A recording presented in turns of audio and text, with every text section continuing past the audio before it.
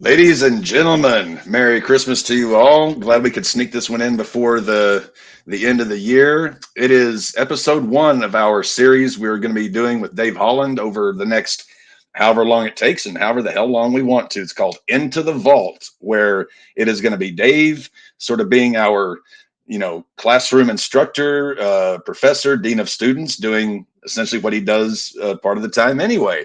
And we're going to be doing deep dives on bands that have been influential, important, uh, you know, great, great concerts, great live albums, great studio albums, just hugely influential bands that just about everybody likes or has heard of.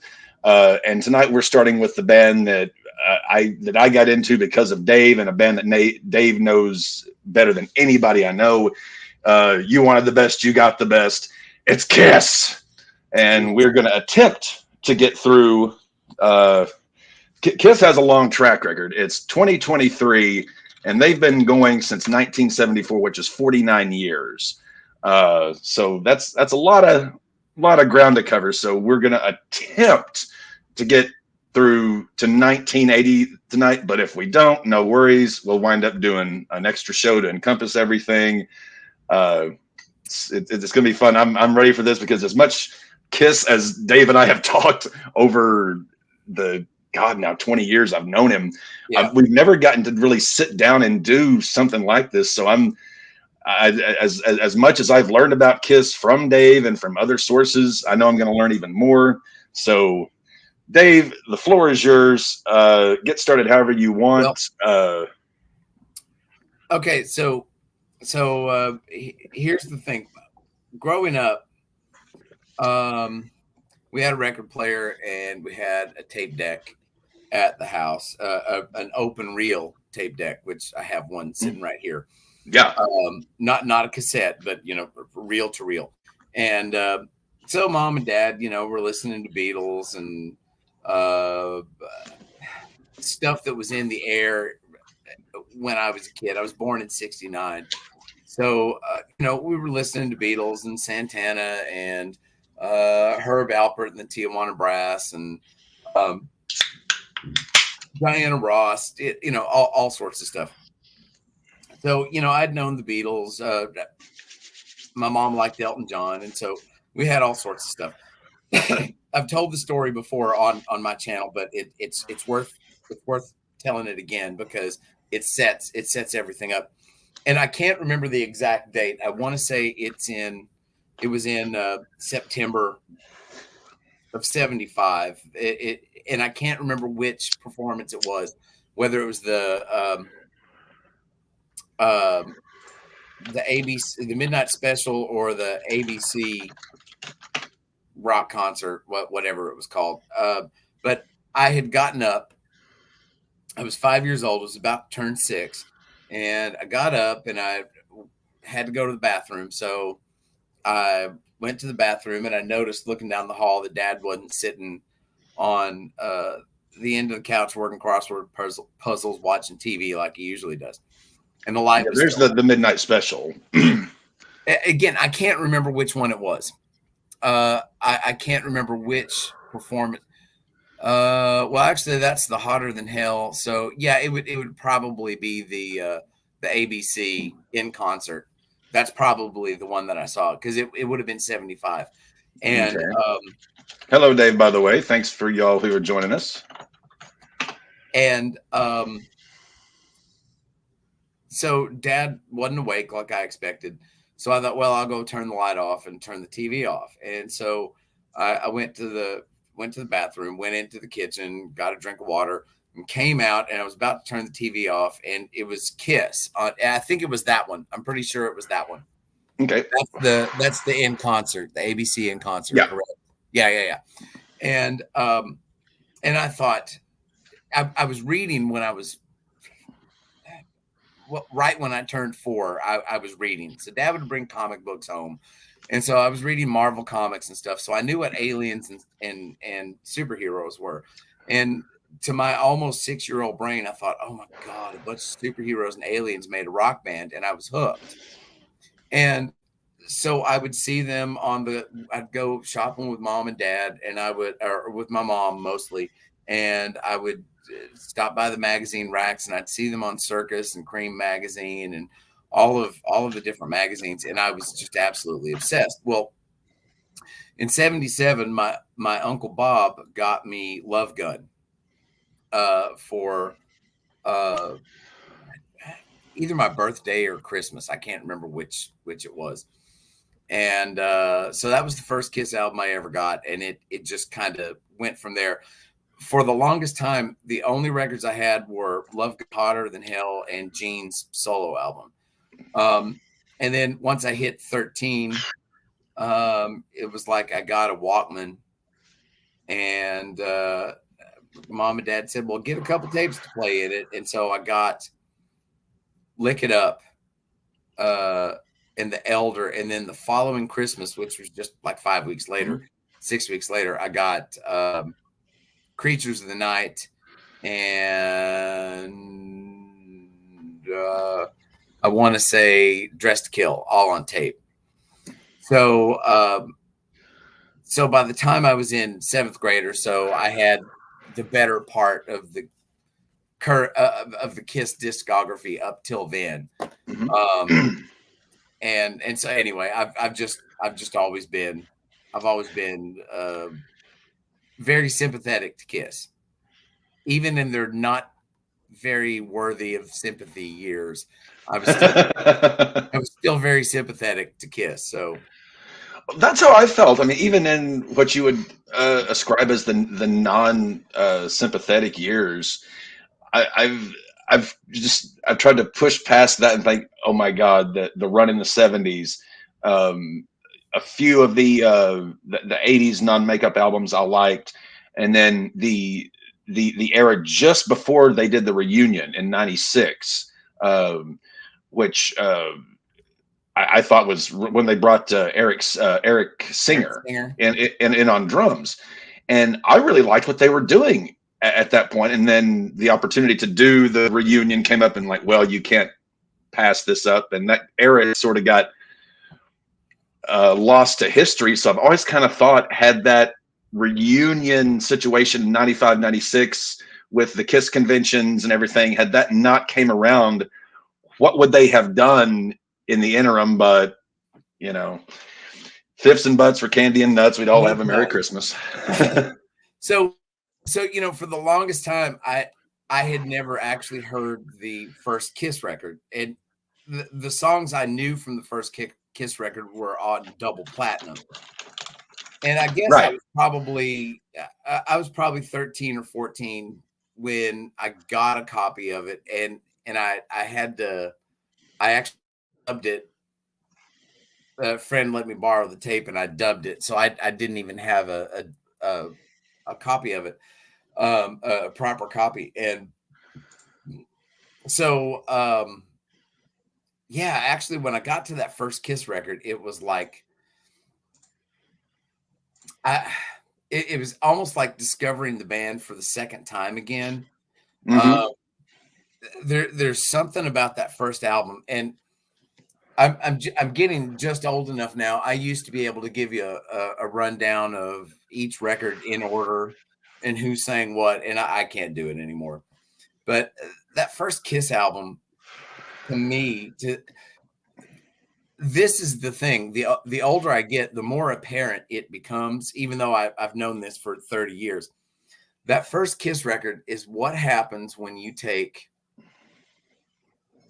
Led Zeppelin and the Rolling Stones and the Beatles and Motown bass lines, and you smash them all together. You get that first Kiss record.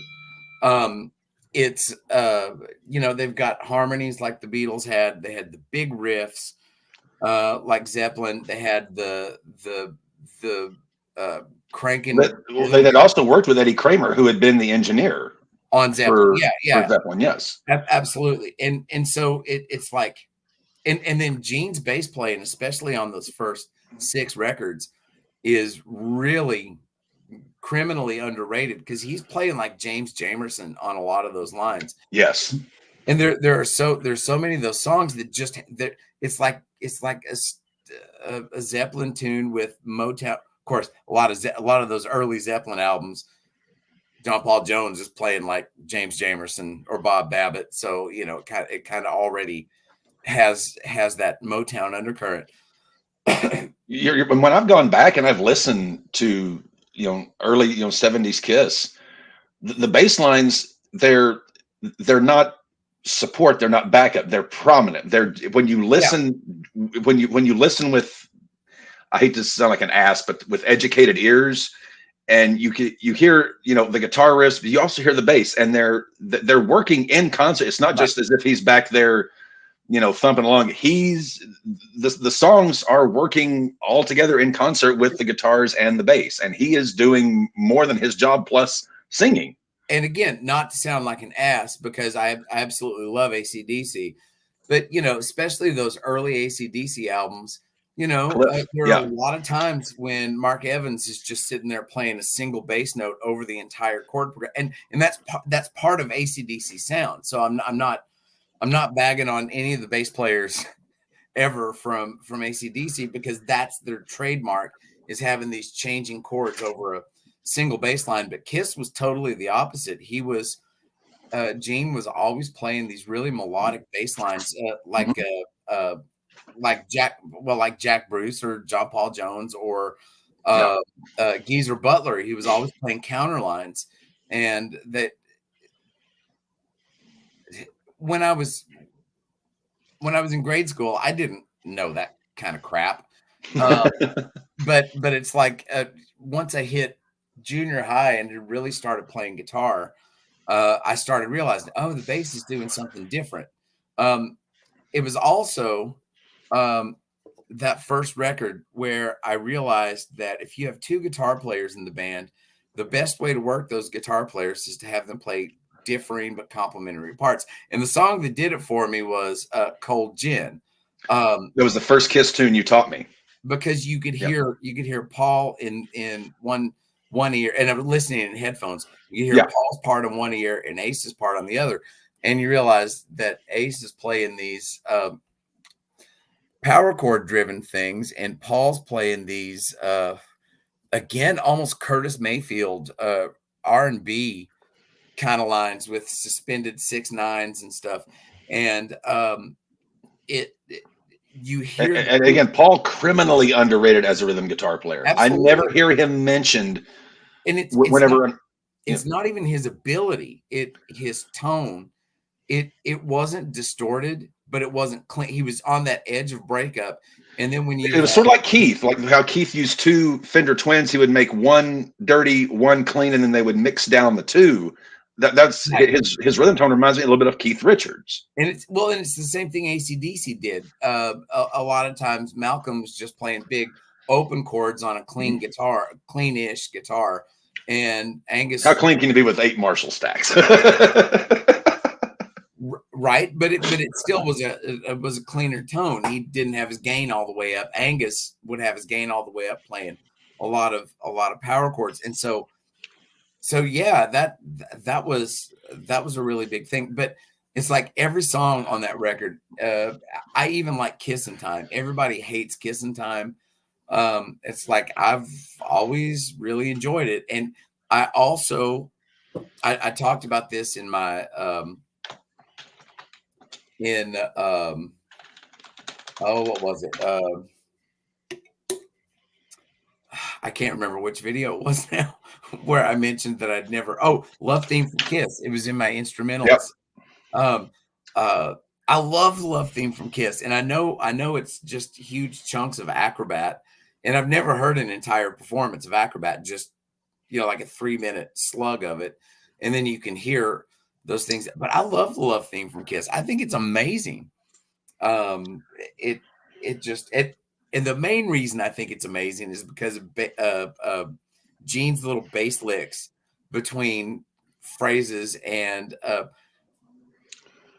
Peter's drumming is just slinky on that tune. I mean, they groove so hard on that song. Love Theme from Kiss. It's truly one of my favorites, and everybody hates it. Yeah, My favorite off the first album is Black Diamond and Strutter. Those are my two big ones off the first album. And Black Diamond is still one of these tunes to this day that I will, if I'm ever with someone who's novice to Kiss, Black Diamond is one of my go-to 5 or 6 tunes, Oh at no, least from the big era where I'm like, you know, you can't go wrong with it. You know, my two and favorite Peter tunes. singing on that is awesome. I know, and that's the other thing. They were all great singers. Of course, you really didn't know it about Ace until you got to Love Gun. But I mean, Ace is a great singer too. You know, he was singing background on all the records, and they were all so good. My two favorite tunes are "Let Me Know," um, and partly because of Gene's bass lines, and "Let Me Deuce Know." is also on the first album. Yes. Yeah, Let Me Know and Cold Gin are my two favorites off that one. oh, that's right. Cold Gin's on the. Holy smokes! I haven't listened to the first album in forever. I forgot Cold Gin was on there. Damn. Cold Gin. There's just something there's something about Cold Gin that just grabbed me and throttled me. Um and But yeah, there's something about Let Me Know, and it sounds so different from Cold Gin and Deuce and 100,000 Years. It's definitely more like an old rock and roll tune, but Gene's bass line on that is so amazing. Um, and it's especially in the last verse when Gene does his and oh, it doesn't matter what you want to do. I wait for his big falsetto. Oh, that makes me happy. It makes me smile.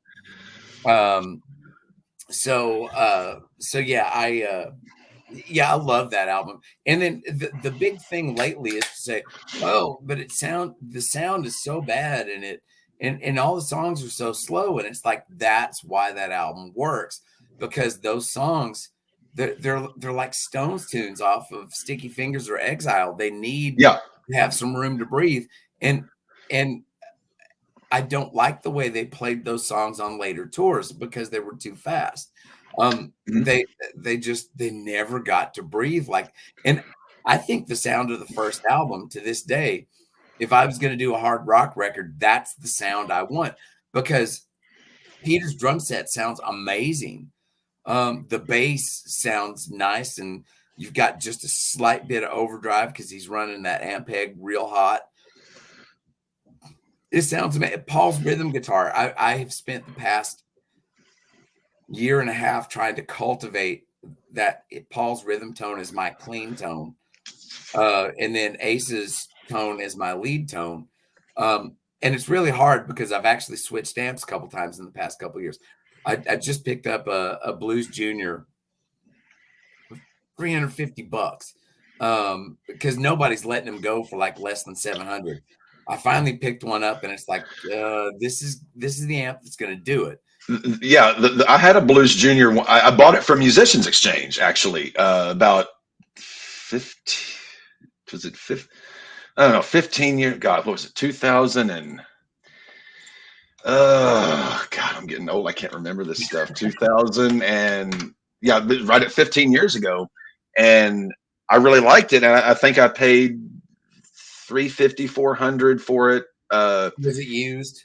Yeah, Yeah, it was just one probably that came through the shop, and he yeah. just made his money back plus. And to this day, I still I miss. It's one of the amps that I miss. That and my Laney that I had about a decade had a 15-watt 212-inch Laney Oh yeah. tube amp, and I fucking love. And I'm like, to this day, I just want to punch myself in the nads. Why did you sell that motherfucker? It's like And the ones that get away. so that's how influential that first album is on me. The rhythm tone I want is Paul's rhythm tone, and I want Ace's lead tone. There's a part of me that says Ace's lead tone was never better, but that's not entirely true. And that comes with Hotter Than Hell. There. Oh, that was actually going to be my transition here. The second album. Oh Jesus, that one. Hey, I'm a student of yours as well. So hey, I've done my homework. I'm with you. It was the second Kiss record I ever. The first one was Love Gun.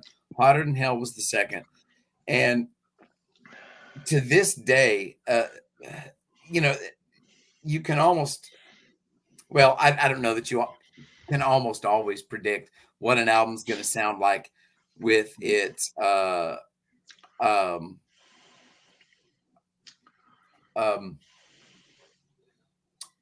you can almost always tell the tone of an album by its opening song. Like I don't know, Led Zeppelin 1, Communication, or no, it's not Communication right now. It's Led Zeppelin 1. Good Times, Bad Times. Good Times, Bad Times, yeah. And you know, and I keep that. I don't know why. Like Power Slave, Aces High. You know, and for me, Got to Choose is like one of the ultimate opening tracks ever. And there's a guy on YouTube I watched named Ralph Vieira. I really like the guy. He's from Miami. He's my age, and we are almost exactly like this when it comes to music. Because Black Got to Choose does hit you. Yeah, he hates the song, and he doesn't hate it. He says, I don't know, but man, Got to Choose, that's the song that it's like, that's how you start an album, is you. Yeah. But man, there is just that record. I can't. There's not eight. Well, no, if there's one song that I would be maybe inclined to skip, it might actually be Hotter Than Hell. But yeah, I mean the title track I've never been that much of a fan of. We do have a question from the audience. With the mention of Led Zeppelin earlier, now that Kiss has wrapped things up, do you see Paul Stanley putting out any solo stuff like Robert Plant has done in his 70s with Alison Krauss, Band of Joy, so on? You know about Soul Station, right? News to me.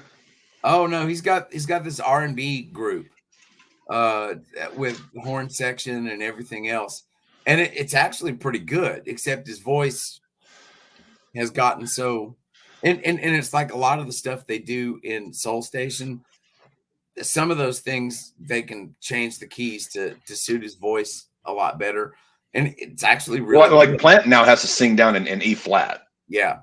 For even when he did the Zeppelin reunion show at the O2, they tuned everything down a half step, which, I mean, you get older, your voice can't quite do it. And he famously, if you read about Zeppelin, he blew his voice out twice in the early 70s. Once was during the Zeppelin 2 era. Then there was another time, I believe, it was somewhere. Oh, it was around, right before Presence, if I'm not mistaken. Yeah. It was somewhere between Physical Graffiti and Presence, where he blew it out again. And with, I mean, okay, so he tunes down a half step. What to do? He's got Jimmy fucking Page as his guitar player. It'll be okay. But yeah, check Soul Station out. I remember. Our daughter had broken her arm, and I was sitting in the doctor's office waiting. How's she doing, by the way? She's doing great. On the mend. So everybody's good. Yeah. I almost broke my finger about a month ago. I dislocated the living hell out of it going down my stairs. I finally have been able to clench a fist the last couple of weeks, and it was like the week or so before it happened, I put a guitar right by my desk so that anytime I had a downtime during work, I'm trying to force myself to play again. And right as I had started to do that, bam, couldn't make a fist for about 3-4 weeks. Yeah. Anyway, go ahead. And so I was sitting there waiting for the X-ray to be done, and I listened to a couple tunes from Soul Station, and it was like, I looked at my wife and I said, "Dang, this is pretty good." And so, yeah, so I imagine he's probably going to be doing something with that. I would like to, just because I love Paul. he's just doing they're just doing old R&B tunes that he grew up listening to. And it's I mean, they're kind of updated. Some of it's kind of a little bit too smooth R&B, but some of it's like traditional R&B stuff, and it's pretty good. So yeah, I imagine he'll probably be doing some stuff like that. Um, I don't know about everybody else. I'm actually thinking since Eric Singer's got some time, I'd like to see him and Greg Chasen get back together with Jakey Lee. And I mean, I absolutely love Eric Singer. Ray Gillen's dead, so it couldn't be a full Badlands thing. But boy, I'd really like to see Eric playing with Jake and Greg again. I loved Badlands, one of my favorite groups ever, and that was actually the first time I ever saw Eric Singer was when Badlands played Harper Stadium opening for Tesla. And for those of you who don't know Harper Stadium, that was the arena, quote unquote, where we grew up. Back in the day, not so much the last 20, 30 years, but that was like the place where rock bands came through. Yeah. And people your age that I've taught have told me stories about they saw this band, and it's like, damn it, why couldn't I have been born earlier? Yeah. But yeah, Hotter Than Hell. It's like, yeah, I really think that it's probably my favorite Kiss record. I mean, just if you put as far as the studio albums go, you'd go Hotter Than Hell. I think I even like Hotter Than Hell better than Alive. Hotter, that's a bold statement. Well, live and studio, I differentiate because it's apples and oranges a lot of the time. But Hotter Than Hell is probably that one, and I'm not sure what it is. And I mean, there are amazing songs on it. There's Got to Choose. There's Coming Home. There's Parasite. There's Strange Ways. I mean, Ace's tone really took off, and of course Paul sounded amazing. Gene's voice, especially hitting those high falsetto screams. Mm-hmm. There's something about that record. The only thing I don't like about it is the drum sound, and even then, I'm just so used to it that the drum sounds kind of murky. Quirky. I almost wanted to say not quite suffocated. It does. It does. I guess tempered. I mean, well, I guess what I've heard more stuff, but I would say tempered. Whereas Peter Criss, I always loved his drums when they were. I love a wide open, drum. Give me Bonham, Baker, Ward. Well, just let it all loose. Especially snare drum on that one because he had such a nice natural snare drum sound on the first record, and then the second record it just sounded boxy. Boxy, that may be a little bit better of a term. But that record a couple years ago, I sat down and I thought I don't think I've ever learned any solos off of Hotter Than Hell. So I learned everything with Got to Choose. I learned one of my favorite Ace solos ever, Going Blind. One of my absolute favorite Kiss tunes ever. I don't know why. I really have no idea why Going Blind is so much one of my favorite. And Let Me Go Rock and Roll. That's the one everyone kind of passes over. Oh, it just sounds like Chuck Berry. But that's so what if it sounds like Chuck Chuck Berry is arguably one of the three Chuck Berry, Little Richard, Elvis Presley, Buddy Holly. I mean, you can throw Jerry Lee Lewis and Carl Perkins in there if you want to on that. I have no problem with something like Chuck Berry. Let Me Go Rock and Roll. Just that one, I guess it's kind of a dumb song, but man, it's full throttle. I absolutely love. I love everything about Hotter Than Hell except for the drums. I'm kind of the same way with that as I am Born Again by Black Sabbath. Freaking love the album. I hate the drum sound. And Born Again is my favorite non-Aussie Black Sabbath record. So this one, this this is one of my favorite studio albums Kiss ever did. Well, why am I surprised? This I think was as far as the studio album, I remember Destroyer was my first studio album that I got. Then I got the first album, and I think this was the third one that I got. So this and Alive were kind of I didn't get to Hotter Than Hell a little later on, but this was an album that just absolutely kicked me in the balls. I love this album, and it seemed like it gets skipped over, at least. Right. It's like 29 minutes and 34 seconds long, something like that. And it's 29 minutes and 34 seconds of a complete and total ass kicking. Yeah. I mean, seriously, it's. I mean, yeah, there are some like the introduction to Rock Bottom. Well, also I have to interject this. At this point, Casablanca Records and Bill Aucoin, they were starting to go broke, and because Hotter Than Hell apparently wasn't selling that well, so they went. This was sort of a hastily put together album, and again, this was the album before Alive. And you can hear like they are just trying to kick your ass. Right. But it's like they haven't. Alive was the album that put them out there. You can hear bits of that in Dress to Kill because the desperation is like the record company's going broke. They had to borrow the suits from their manager, which is why they're so ill-fitting. But it works. I love it's one of my favorite album covers ever. But you can hear the desperation. And that they are hungry. They want to make it. And it's like Neil Bogart and Bill Aucoin produced this because they didn't want to spend the money on an actual producer. Casablanca was just about bankrupt by the time it was after this was released, and then you get to Alive. It was somewhere in there.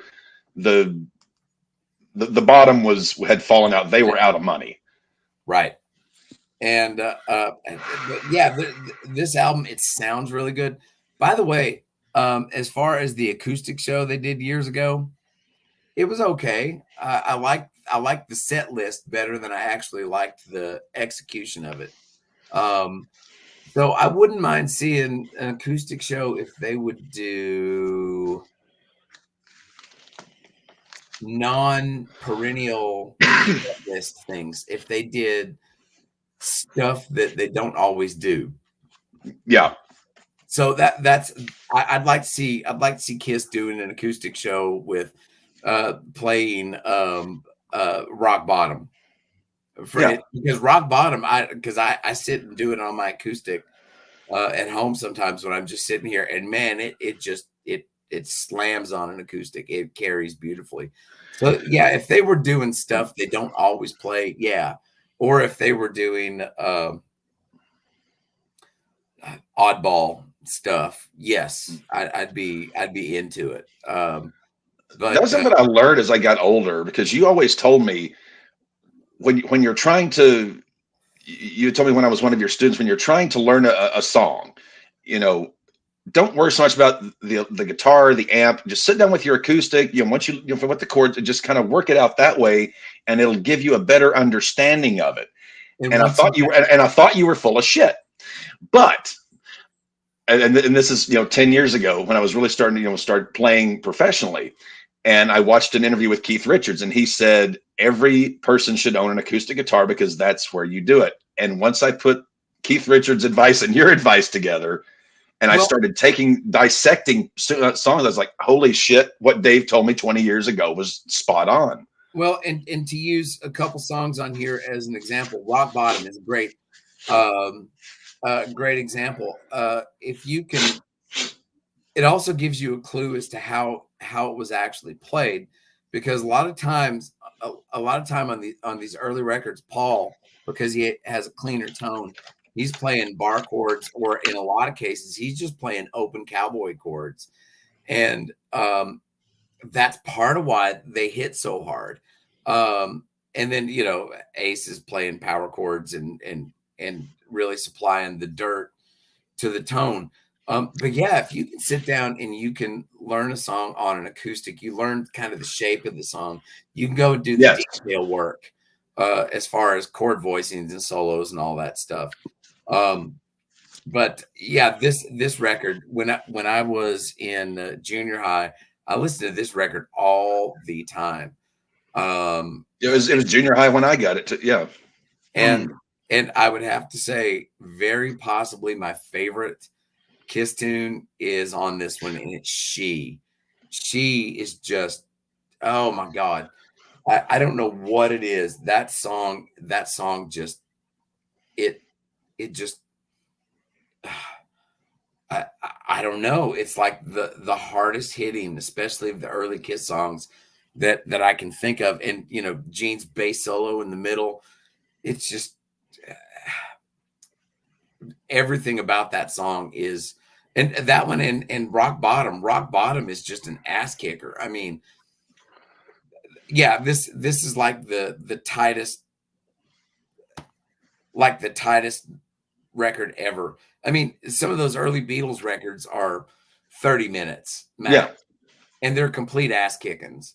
And this is about the same length, and it's a complete ass kicking.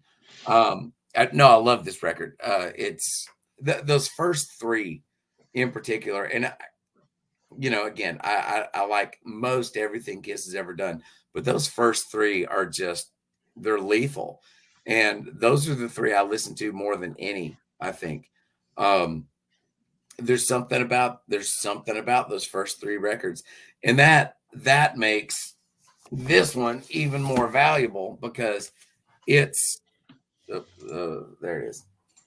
That's why this one's so valuable, because they picked the most ass kicking songs off All three albums. all three of those records, and it's vicious.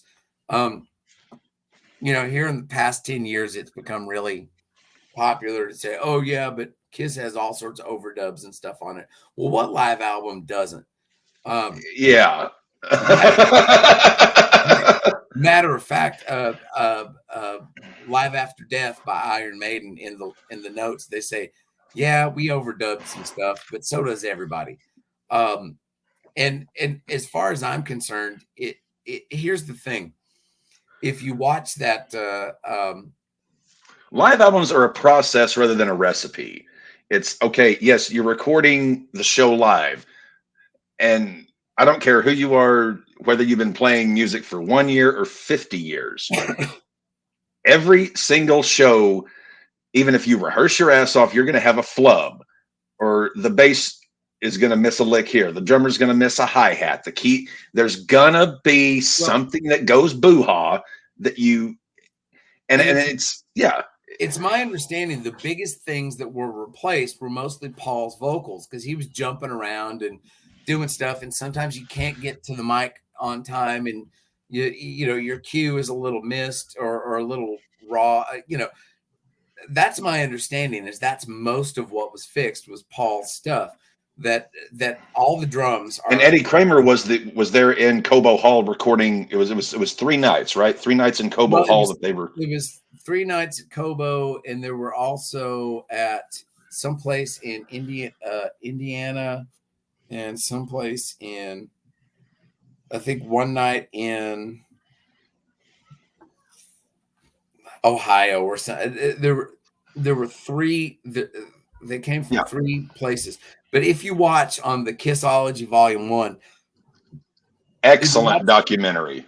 If you watch them at the Fillmore and they have the whole thing, it's like listening to this record, and it's like, okay, so who cares if they overdubbed some of it, because there's absolute record they could do this absolutely 100% live. Well, it's a record. This is a permanent memorialization of this.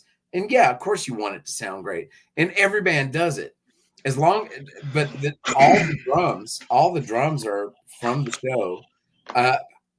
I don't think I've ever heard anyone say that Gene had to overdub any of his bass stuff, and I think almost 100% of Ace's stuff is live. So Yeah. it's pretty much just Paul because he was running and jumping around and doing somersaults and stuff.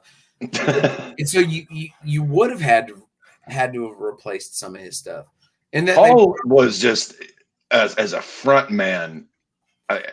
I know you and I are huge fans of Roger Daltrey. We're huge fans of Robert Plant. We're guys who were preeminent front men. Paul Stanley, that guy must have the cardio of a friggin' mountain lion. But here's the difference: Robert and Roger weren't playing guitar while they were bingo. and so I have tons of respect for Paul Stanley for that. I'll tell you this, and I said this in my favorite bands video that on that Fillmore show, that for that 75 minutes, Paul Stanley was probably the greatest front man that's ever existed. I'm on that Kissology when I watched that and watched those concerts, not just alive, but the other ones that they had in there. Good God. I mean, you'd think the guy, it's like, was Red Bull invented 40 years earlier or something? Because, and people can say, oh, well, it was the 70s, everybody was taking this substance and that. Well, okay, you cannot be that on point, that with your lyrics, that with your guitar parts, and be fizzizzled in any particular manner. Paul was just pure energy, showmanship, and talent. Right. And I've never seen anyone do what he did during that era. The other thing that I always mention with Paul is that in the Do You Feel Right? The 100,000 Years, where the drum solo is, and he comes back in and he does Do You Feel Right? He's doing all that crap. And then he quotes Fingertips, Stevie Wonder, clap your hands just a little bit. He is basically taking everything that's ever influenced him. Yeah. And, he throws it all together into one package, and he just slays. Yeah, that record is ridiculous. And it's the album that saved the band. Yes. Because I remember this was way back, like 2000. Yeah, it was the year 2000. It was a VH1 documentary on Kiss, and Paul. They were interviewing him, and I'm paraphrasing here roughly, but he remembers he was having a conversation with Bill Aucoin. Said, "Do you think we might sell 200,000 copies?" He said, "That'd be nice." And then it cuts to Gene. It was 250, then 3, then 4, then 500. Went gold, then it went platinum, and then it was 2 million. They couldn't keep alive in stock. Right. And this was the album that saved the band.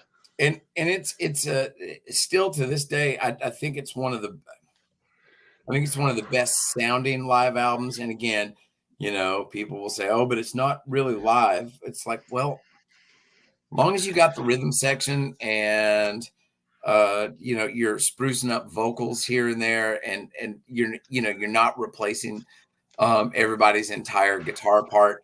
And even if you are, it's something that's not on a click to be able to match that performance. Even if Ace replaced every guitar part he played on that album to be able to recreate it and have it fit, I mean, that's a big deal. I mean, that would take skill to do that. So no, it's an amazing album, and it sounds so good. And yes, there's extracurricular crowd noise on it that was super. But the point is, if you've ever seen Kiss, and I've seen Kiss like 6 times, that's what the concert sounds like with the crowd noise and everything. So it's a really nice record of what it was like to be there at the time. Yeah. So one of my favorite live albums, Zeppelin, How the West Was Won, which is a mix of 2 shows from the LA Forum and the Oakland Coliseum, and it was the 76 72, 73 tour, somewhere in there. Yeah. Yeah, there's overdubs. There's stuff that Page went back and fixed. But friends of mine that got me into Zeppelin, I've loaned that to them, and they're like, "Holy smokes!" Yeah. It's like, yeah, I saw "Song Remains the Same" and I liked it. Then I heard this, I was like, "Holy shit!" Yeah. And yeah, there's just something, and again, going through the Kissology Volume 1. And yes, I know they put their best concerts from those years on there, but even the thing from the Budokan, the thing from Kobo in 77, they're amazing shows. I mean, so I mean, and I saw them in the non-makeup years. I saw them in the reunion years, and it didn't matter. I mean, when Bruce Kulick was playing, they were freaking amazing. When they got back, Kulick's fantastic. I love Kulick. I do too. I'm a big fan. I don't like most of the records that he's on, and it's not because of him, but live I was never disappointed. So, well, next on our slate was the very first Kiss album that I ever got, and it was the one that you pretty much told me, go out and get this. So this is what I heard before I ever even heard a live, and it's Destroyer with a very, on paper, odd selection as a producer. It is the same producer who did The Wall for Pink Floyd. I don't think it's that odd because he did. Well, it's like, okay, we're doing a concept album with Kiss, which is Destroyer. Yeah, but he had also done. A couple of Alice Cooper records, and matter of fact, he did my two. Well, not my two favorite anymore, but for years they were my two favorite. One of them definitely is, and that's "Welcome to My Nightmare." That album is one of the most terrifying albums I've ever heard, and it's all because of the Stephen Ark on side 2. If you don't know "Welcome to My Nightmare," it's ridiculous.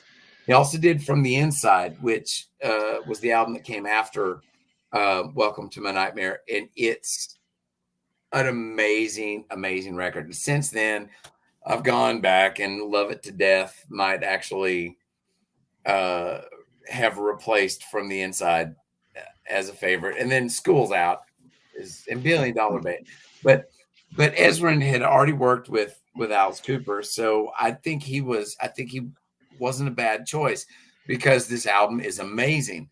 Now it's got some dumb moments on it, but it's amazing, and it sounds great. And I've got to say, there's a part of me that really likes the way Ezrin went, because he would print with effects and stuff. He wouldn't record dry and then go in on an effects bus and add the reverb and do this. He printed as he heard it.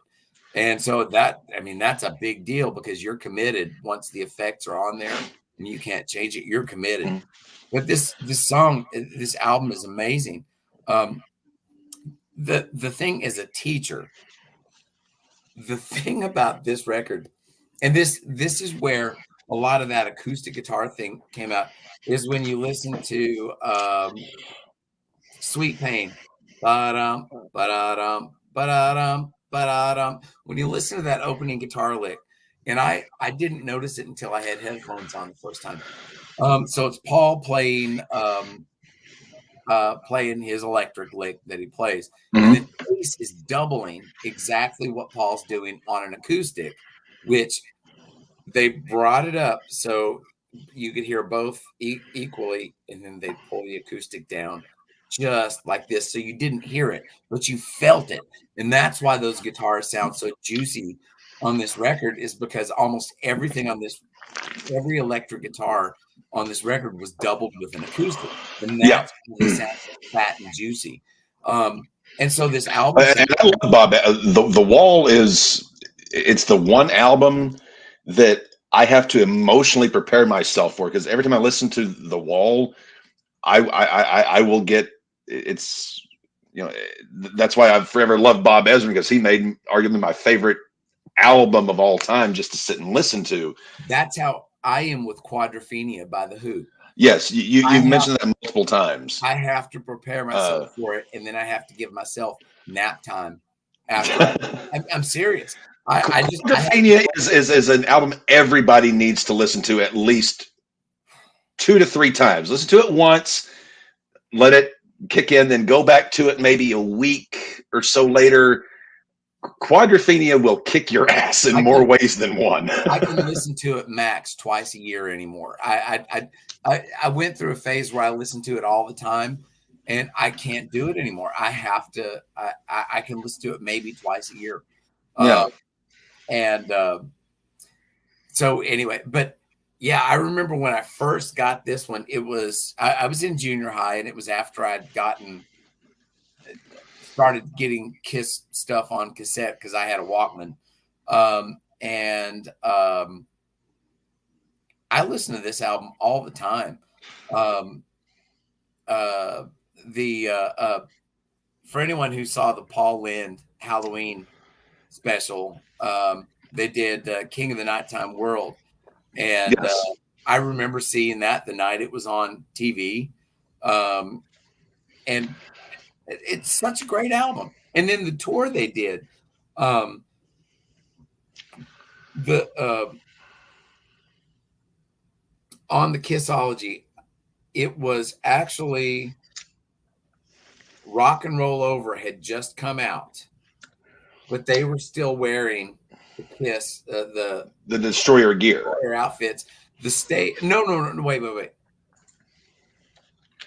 No. Yeah. Yes, because it was weird because they hadn't gotten the new outfits yet, but they had the new stage. So it was either the Love Gun stage with the Rock and Roll Over outfits, or it was Rock and Roll Over with, I can't remember. I'm lost in it now.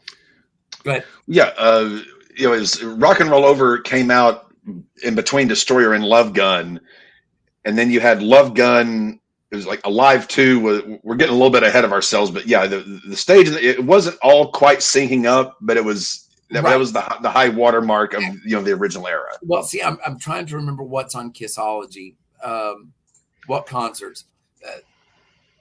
Kissology 1 is probably my favorite. I probably watched Kissology 2 more than any of them for a couple reasons, and I'll get to that in a bit. Fair enough. But yeah, let's see, the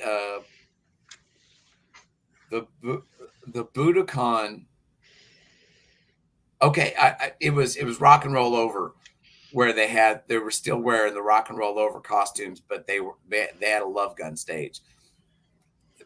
So anyway, but yeah, this one, and my favorite on this one would have to be, oh God, as dumb as it sounds, it's "Do You Love Me?" There's something. Ditto. Just that song just is. I mean,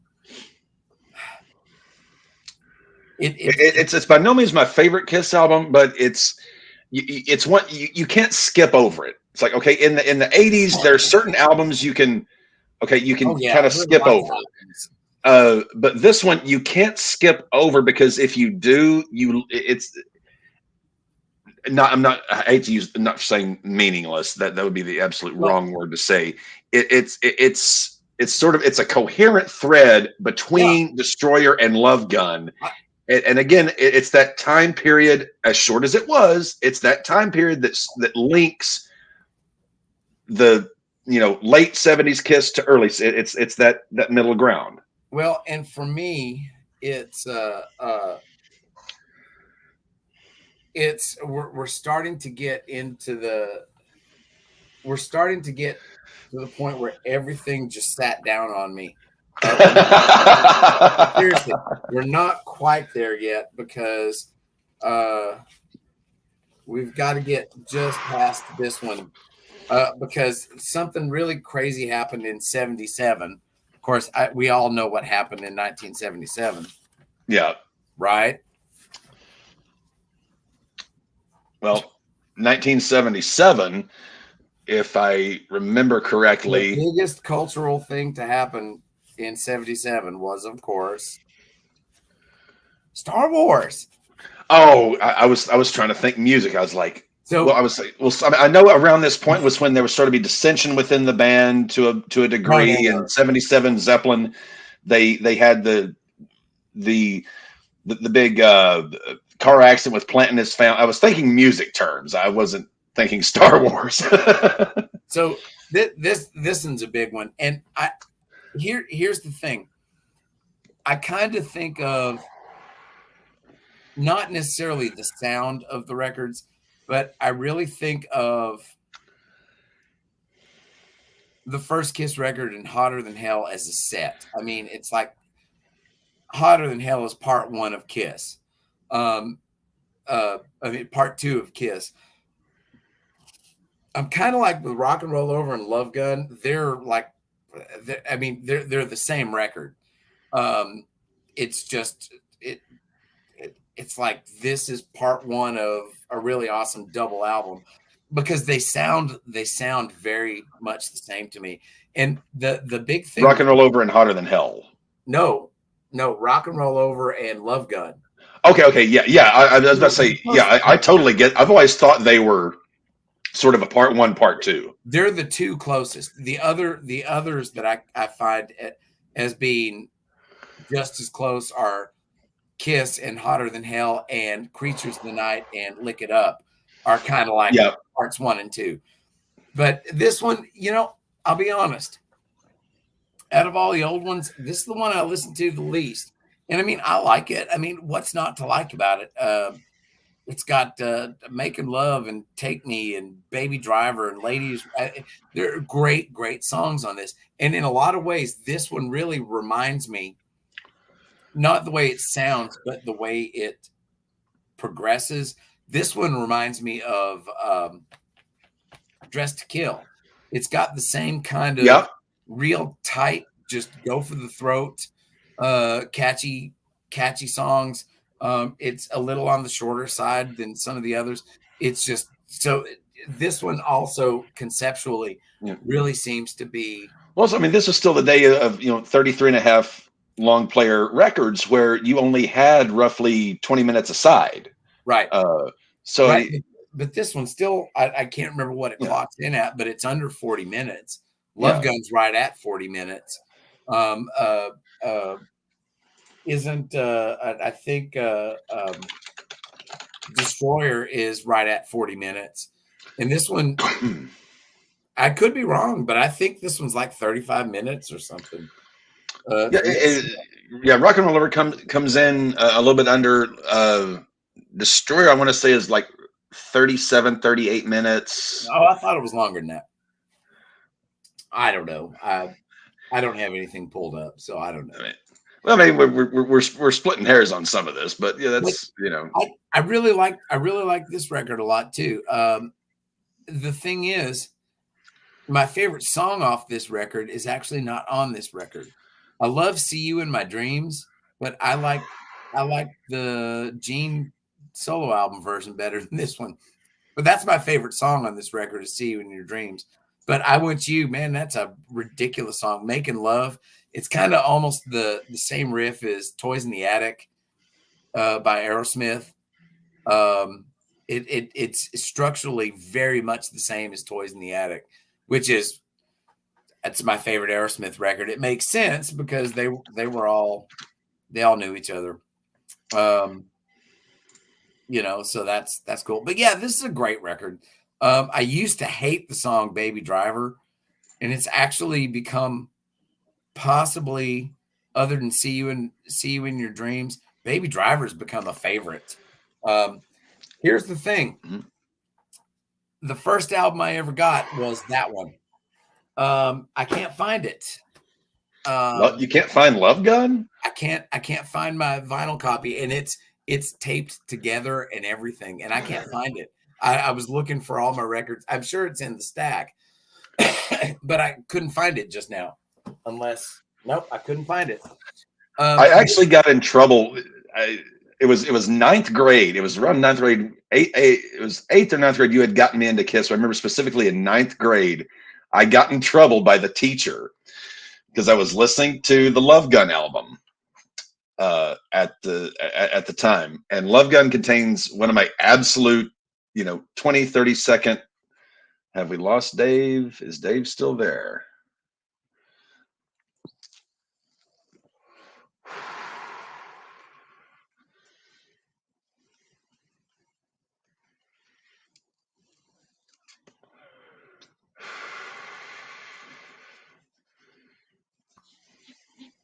All right, you're gonna have to say anything that happened you just said because anyway, yeah, it was like eighth and ninth grade. You had really gotten me into Kiss, and this album actually got me in trouble in English class in ninth grade because I this contains one of my absolute favorite 20, 30 second. Yeah, I know. Segments. 16. No. It's on the title track. It's on Love Gun. It's when they go into the drums, and the guitars build in and everything before they get to the big crescendo. And I was just beating the Peter Chris's drum pattern out on my desk one day, and the teacher came by and popped me on the back of the head. And I woke. It was like I woke up from a trance. I'm not shitting you. I was just like, oh, so I've been listening to this record. What record is? I was like, oh, Kiss Love Gun, and she just kind of gave me, the stare. And I was like, okay, but yeah, Love Gun was the first album ever that got me in trouble at school because I couldn't just that riff with the drums and the way that builds up. Oh, this album tickles me in good ways. It was the first LP that was ever actually mine. Now, yes, I ended up stealing a couple of my mom's Beatles records, which I still have. I never gave back. Yeah. But this is the first one that was bought for me that was mine, and I love this. I love this album. I even Hooligan's not my favorite tune, but I freaking love Hooligan, and I love the Dixie Cups tune that the album closes with, and then She Kissed Me. Of course, and also Shock Me is on this one. Shock Me. We get to hear Ace singing. If I understand, for the first time, it said the first song he did lead vocals on the album. Yeah. Now he had written Cold Gin and Parasite and Strange Ways, and he was encouraged to sing, and he just never did. And it's crazy because I love his voice. It's so different from Gene's and Ace's. Ace just there's something. And I know this may sound strange. There's something very manly about his voice. He's not a big, profound bass, but there's just something very manly and barking and authoritative about his voice. Gene's got the big, crazy, leering voice with the high falsetto. Paul's, the crooner. But Ace is he kind of barks. He's like Susie Sue. Susie is not she's not the greatest singer in the world, but she can really, when you listen to one of those old Susie and the Banshees records, she just takes total control, and she sings with such authority and such power. And that's the way Ace is. Ace has that same kind of just throttle you into submission kind of, and that, yeah, Shock Me. I mean, it's ridiculous. And Shock Me also shows another amazing thing about this record, and it's Peter's snare drum sound. Yes.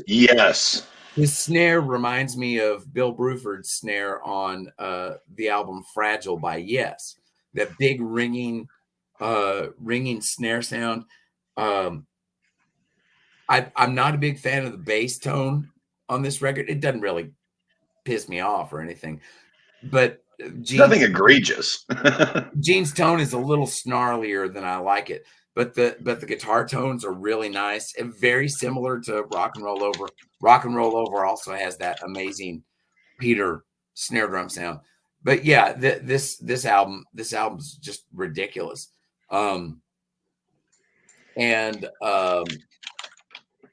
It's still a favorite. I don't listen to this one very much. And it's almost like I've gotten to a point I just don't listen to Hendrix much anymore. And it's not because I've stopped liking him. It's just I've listened to those records so much I don't feel like I have to listen to him anymore. I can just kind of close my eyes and I'm fine. That's how I am with this record. I just feel like I can just close my eyes and it's like, oh yeah, I'm good. I know exactly what it is. It scratches that endorphin Mm-hmm. for a second. But I listen to this one half a dozen times a year. I listen to the first 3 albums weekly, but I listen to this one half a dozen times a year, and I'm fine. And with Rock and Roll Over, I listen to it about the same. But here's the thing: once we get to Love Gun, we've reached a really important milestone with Kiss because I plan on doing on String 'Em Up. I plan on doing an episode about this.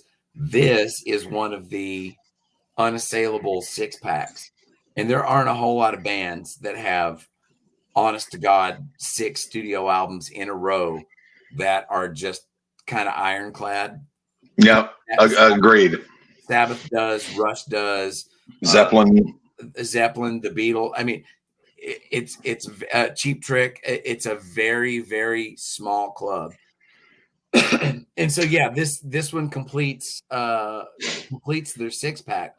Van And I Halen. was going to say, to get to about Ace Frehley and his guitar playing, it's on YouTube if you can find. It's an interview he did on a YouTube series called Guitar Moves. It's just him with another guy. They're in New York, and Ace goes through sort of his guitar. I don't want to say secrets because they're not secrets. He plays them every night, right? But sort of his little tricks that he does. And once I saw that interview about 5-6 years ago, yeah, so much more of what I had been hearing in my ears for about 20 years started to make sense once I saw him just sitting around on a couch doing it. It's like, okay, I see the hands working up close and I get it. And some of the things when you actually sit down and you watch Ace, everyone thinks about Ace is this fire breathing rock guitar player, and he is.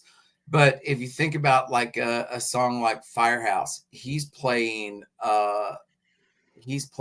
bluegrass and country style guitar licks, ascending 6 double stops. He does all sorts of stuff like this. If you listen to his unaccompanied solo in Firehouse, he's playing open string bluegrass licks. So he's playing like these R&B Memphis Stax licks.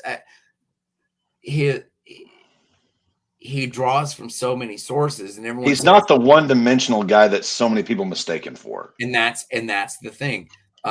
Because yeah, he's got these Memphis things, he's got these bluegrass things, he's got these straight Merle Haggard country licks that he repurposes all these things into a really definitive style. I see you've got the solo albums up. Can I go make a pit stop real quick? Absolutely. And actually, I think I'm jumping ahead because I still got a live 2 to look at. So let me, go ahead. Let me bring up a live 2 here, and we'll take a quick breather here. All right, I'll be right back. We're about an hour or so into this, and I can't believe I skipped over this because Alive 2 is one of my absolute favorite Kiss albums because I had gotten into the band at this point. I was, a Destroyer, Alive, Love Gun, and then I went back to kind of the older stuff.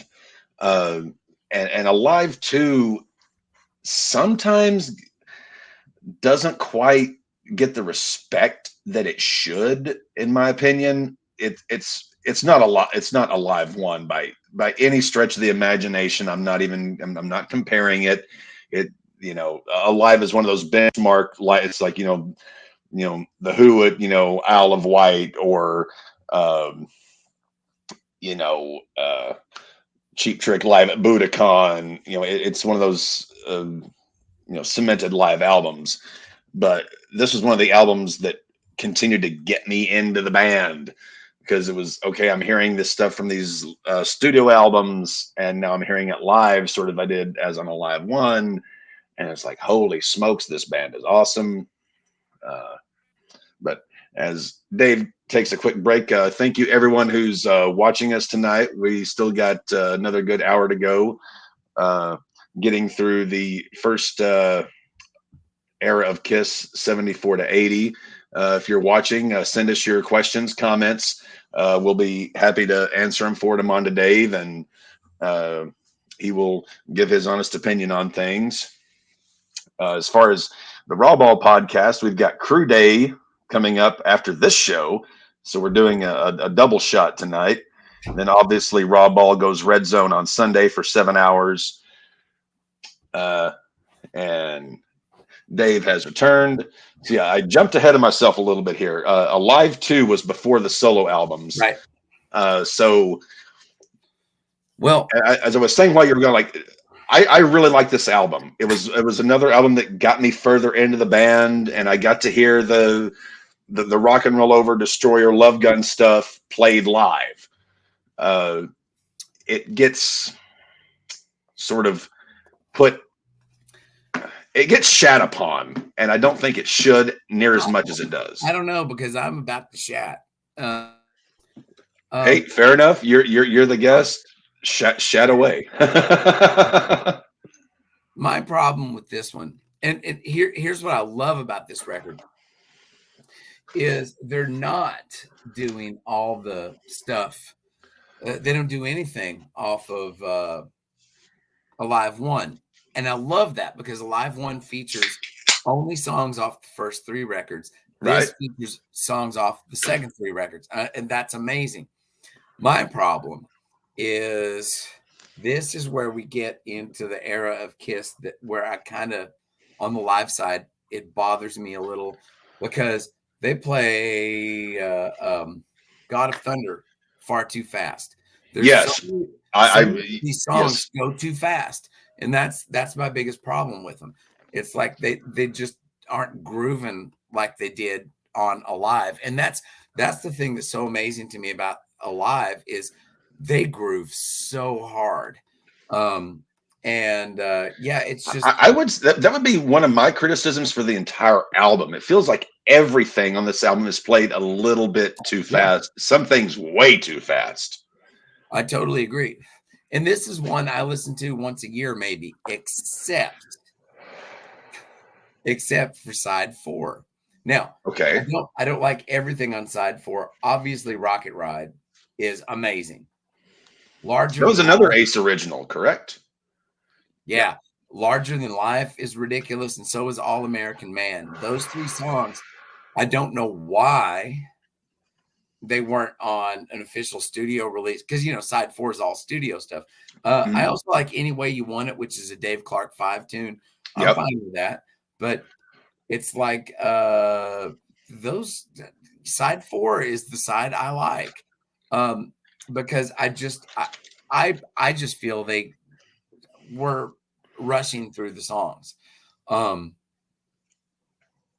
And I mean, I get it. They're playing. Well, it's sort of a flip there, because you look at Cream Wheels of Fire, and you've got I believe it's side 4 of Wheels of Fire that has some live versions of stuff, whereas other stuff on the album is studio. It's sort of a flip there. I forget the exact track listing, but there's a side of Wheels of Fire where it's live versus studio, versus Alive 2 where it's live and then little studio. Yeah, I haven't listened to Wheels of Fire in 25 years, probably. I mean, I always liked it, but I haven't heard it, so I'm not up on. I'm not up on what I've got an original Wheels of Fire down in my vinyl collection down in my rec room. It's Spoonful. Give me that Jack Bruce. Oh, sorry, wrong band. You turned me on to him, so it's your fault. But I mean, yeah, I listened to the album, and it's just not one a couple times a year. That's about it, except for side four, which I listen to weekly because like I just got my Spotify Unwrapped in, and it's like I listen to Kiss and Red Velvet and Duran Duran more than anything. And some of it's just because I'll fall asleep and I'll just put on the first three Kiss albums and Alive as a Mhm. playlist. And I'll sleep with that. And then I'll have the second three Kiss albums and Alive too. But When what you I wake always up in the do, morning. but what I always do is when I'm going to sleep, I'll start it on side four of Kiss Alive, cycle back around to Destroyer, and just listen to it continuously. So yeah, I listen to side four all the time. And it's an amazing record. Um, except it's too fast. That's my only Yeah. complaint. And it's not even just that. It's even on the Well, you, Kissology. you you had the same criticism 20 years ago. Whenever I was your student and I brought this in on CD, and it was you had the No, same. So for those from Dave has remained consistent. This has been his criticism of Alive 2 the whole time I've known him. it's my criticism of most live albums. And I understand when you're playing for 40,000 people in a stadium. Yes, I understand the adrenaline gets going. Yeah, I get that. But it's like God of Thunder on Destroyer. Part of the reason it rips so hard is because it's it's in the Black Sabbath area where it kind of trudges through, and it's got some weight to it. Um, Bingo. Same with She. It gets to a point where they started playing She too fast, and when they kind of take it at that slow lumbering tempo, when it gets to Gene's bit, ba-dum, ba-bum, ba-dum, ba-bum. Later, it's like it got so fast that bass line never got to sit on you. The way Black Mhm. Sabbath sits on you, and that's my biggest complaint. Well, that happened. I mean, you've been in many bands, and I've seen that myself. When there's a song that is like God of Thunder, that is basically it's orchestrated around a phenomenally awesome bass line, and you rehearse it, you practice it, you record it. It's like, okay, this bass line, this is the glue. This is what this Yeah, song. Everybody is rotating around this awesome bass line. And then when you go live and the bass player speeds up even a tick, but even more than that, it's like the structure just goes completely to hell. And that's a good lesson for bass players. If right, you've got a great bass line and it works great in the studio, in rehearsal, and you've got the tempo to it, don't mess with it. Because if everybody's building what they're doing around, even live, if they're building what they're doing around it, do everything you can to keep the tempo and the groove, because otherwise it's like a house of cards. It'll just shatter. right. And that's it's one of the things because I spend most of my time playing bluegrass now.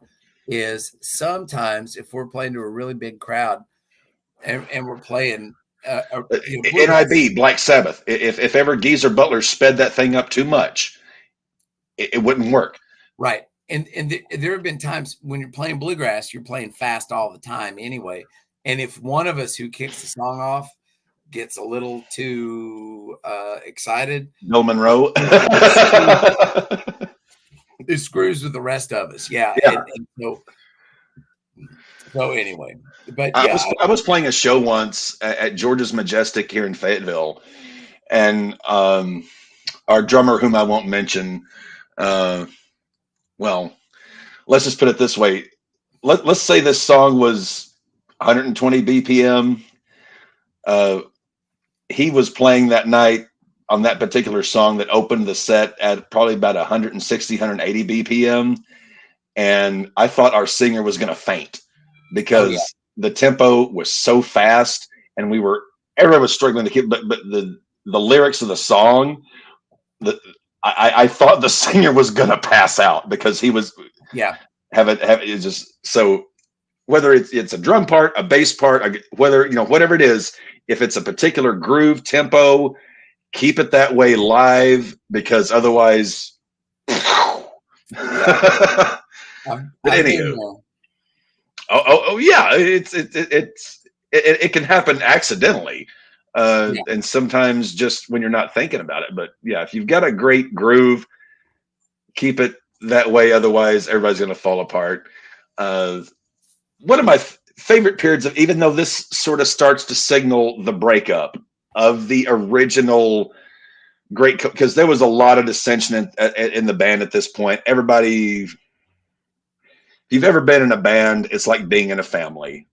right. After a while, there's going to be, it's like airplane, the shit's really going to hit the fan now, and it really can. And this was one of those examples where it hit the fan, but it hit the fan in such a glorious way because Yes, all four guys were so damn talented.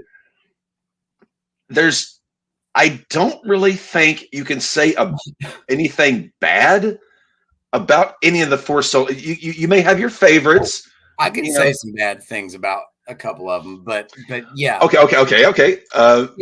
First off, I hope you can see this. Let me bring this back up here.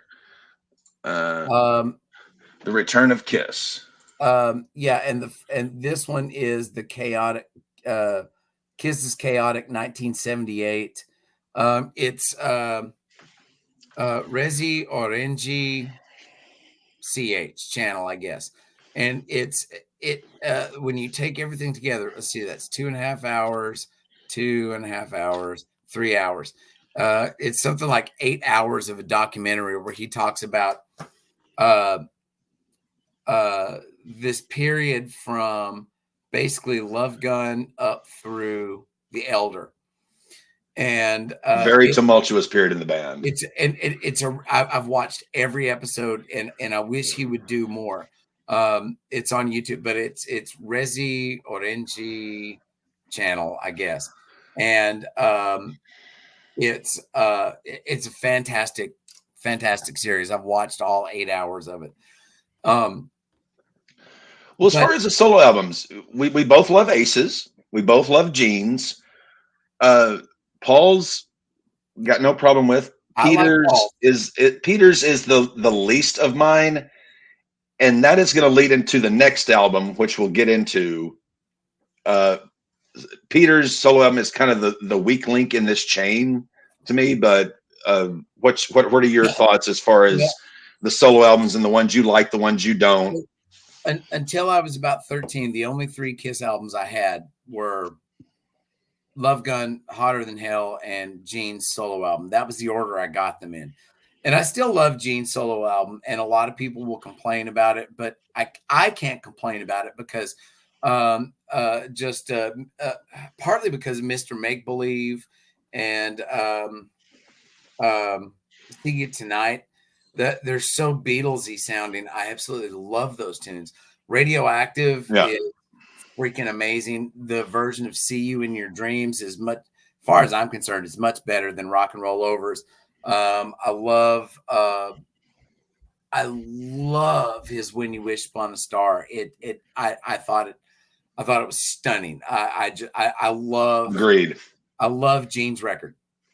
I love this one like 5 times more. Oh yeah.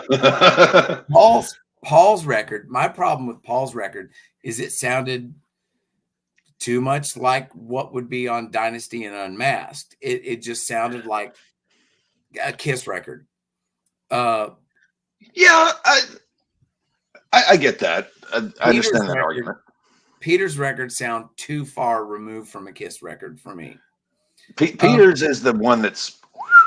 It's the one that bothers me. There are some moments on it I like. I just don't listen to Peter's record ever.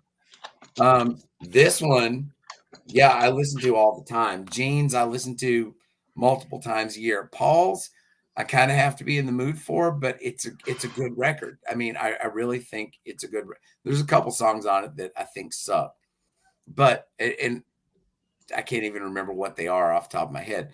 But as far as Gene's and Aces, I listen to the whole things all the way through.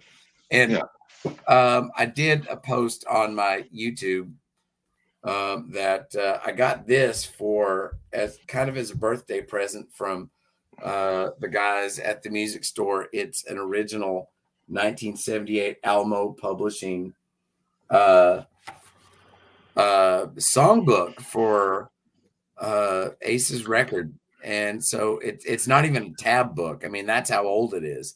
For those of you kids who are pre-internet, you'll understand this. Back in the day, when you wanted to learn an album or you wanted to learn whatever, you picked up a songbook, and it would have, depending on the age of it, would have piano chords, with piano on it. Yeah.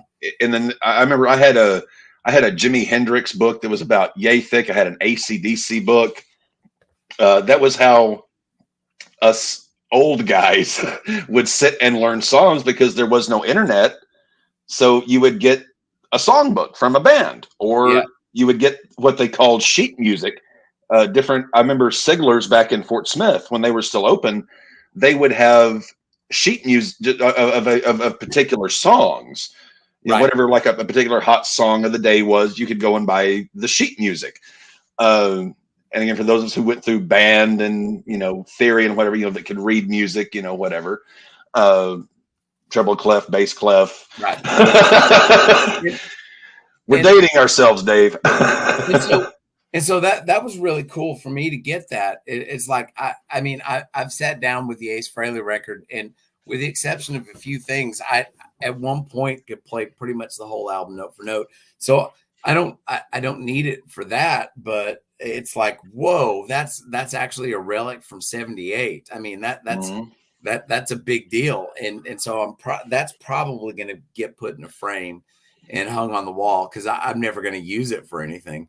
But you already know it. That Ace solo album, it's deadly. And when I did my list of 9 favorite instrumental tunes, and I don't do top 10 lists, I do top 9s, because everybody did top 10s. Screw that, I'm gonna do something different. Well, also, you and I are big fans of Dave Letterman, and Dave basically owns top 10 lists, so no one can ever eclipse Dave Letterman on that. And the thing is, on that list, Fractured Mirror is probably my favorite rock guitar instrumental. And that's saying a lot, because I'm a huge Jeff Beck fan, and Blow by Blow is one of my favorite records. So is Wired. The first Joe Satriani album, Not of This Earth, with Headless Horsemen and Hordes of Locusts, is a favorite record. I mean, speaking of, have you seen Tal Wilkenfeld lately?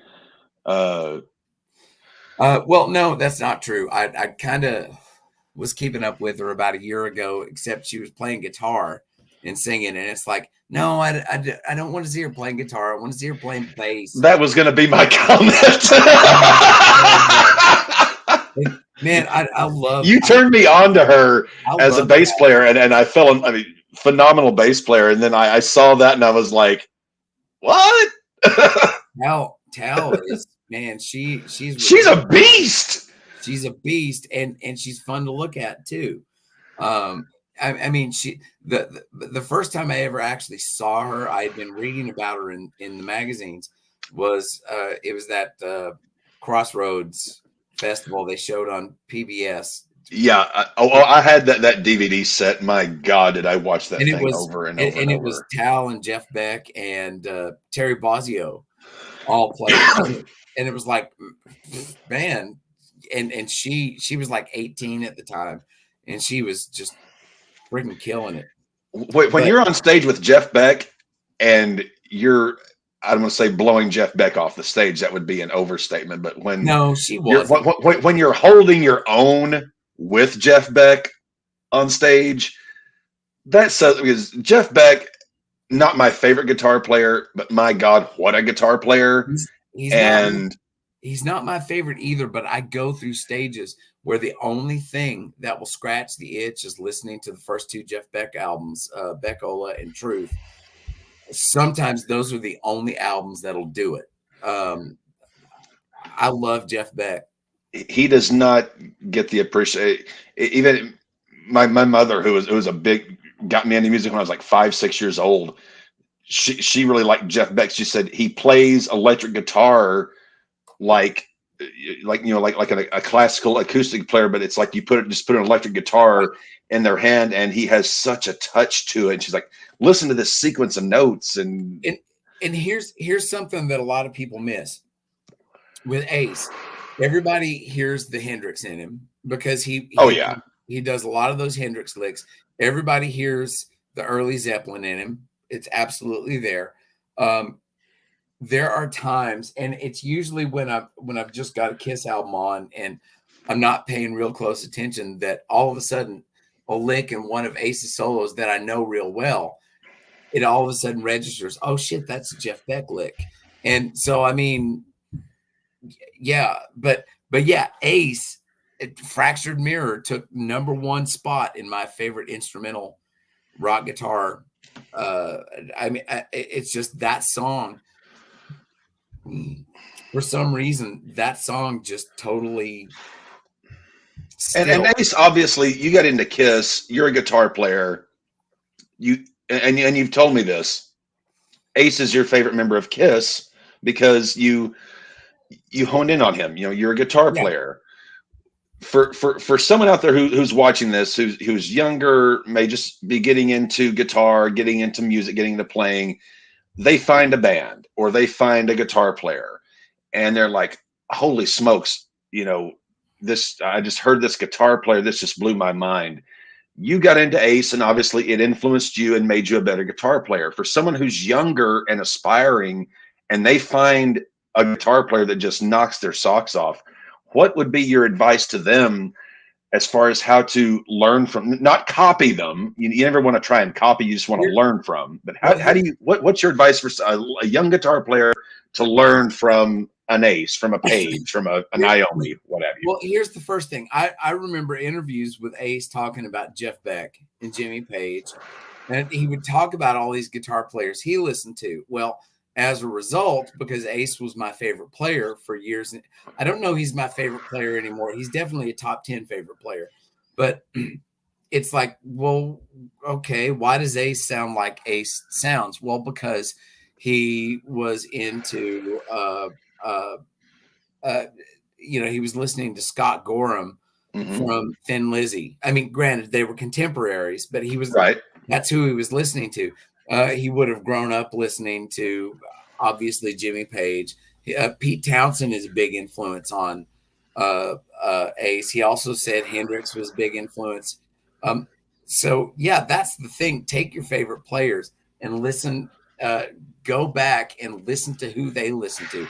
And what's so amazing is on YouTube, you can find all these videos of all these thrash and death metal guys what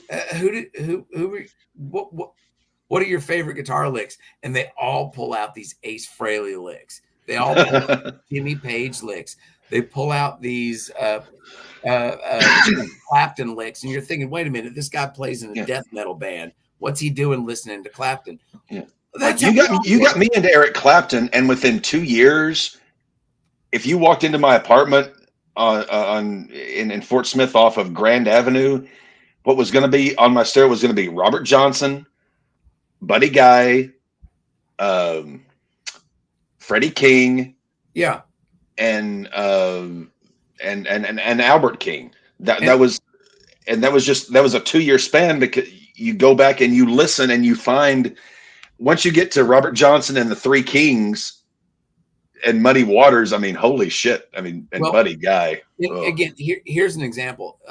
Who was Dimebag Darrell's favorite guitar player? It was Ace Frehley.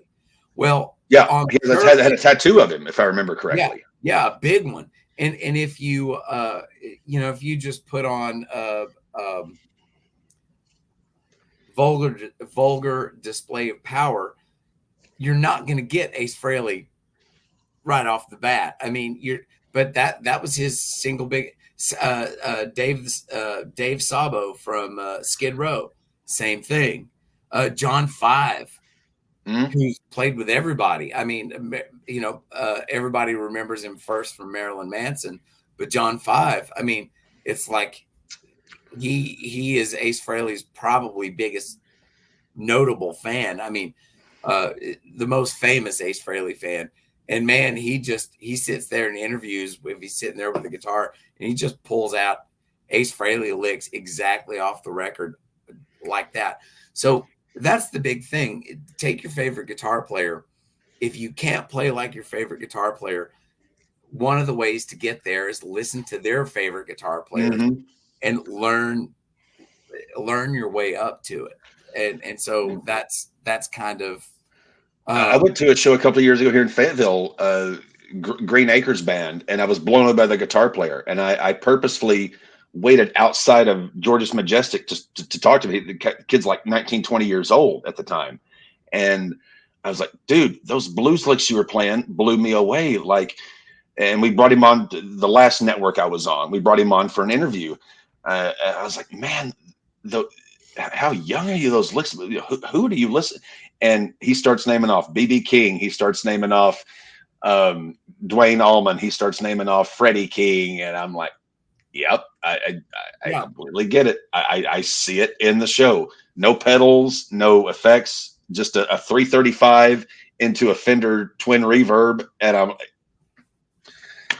yeah. when you see something you love, look at who they were listening to, and it puts two and two together. And just to put kind of a final thought on the solo albums, I have all of them on vinyl because I think I had gotten all 4 of them by 84. They came out in 78. I think by 84 I had all. I couldn't find the rest of them. The Ace one I could find because I always make sure I've got the Ace one on hand. But they're worth it, and there is another release which is the best of the solo albums, which I don't own actually, but it was something they did where they picked several songs, and I would imagine it's probably okay, but they're worth having if you're into Kiss. Get all of them, and yeah, there's that one. Yeah.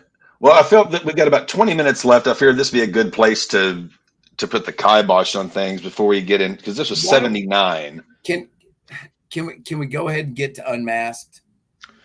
Yeah, we can do. Yeah, we got 20 minutes. I've got enough. We got a little bit of. Yeah, we can go a little bit over if we need. Yeah, we can get to Unmasked. Here's the thing about the next show on the network doesn't start till 8:30, so we got a little bit of leeway. Okay. The thing about Dynasty, this one always gets it's their disco album. Okay, maybe. And that being said, going back to Double Platinum, they redid some of their classic tunes.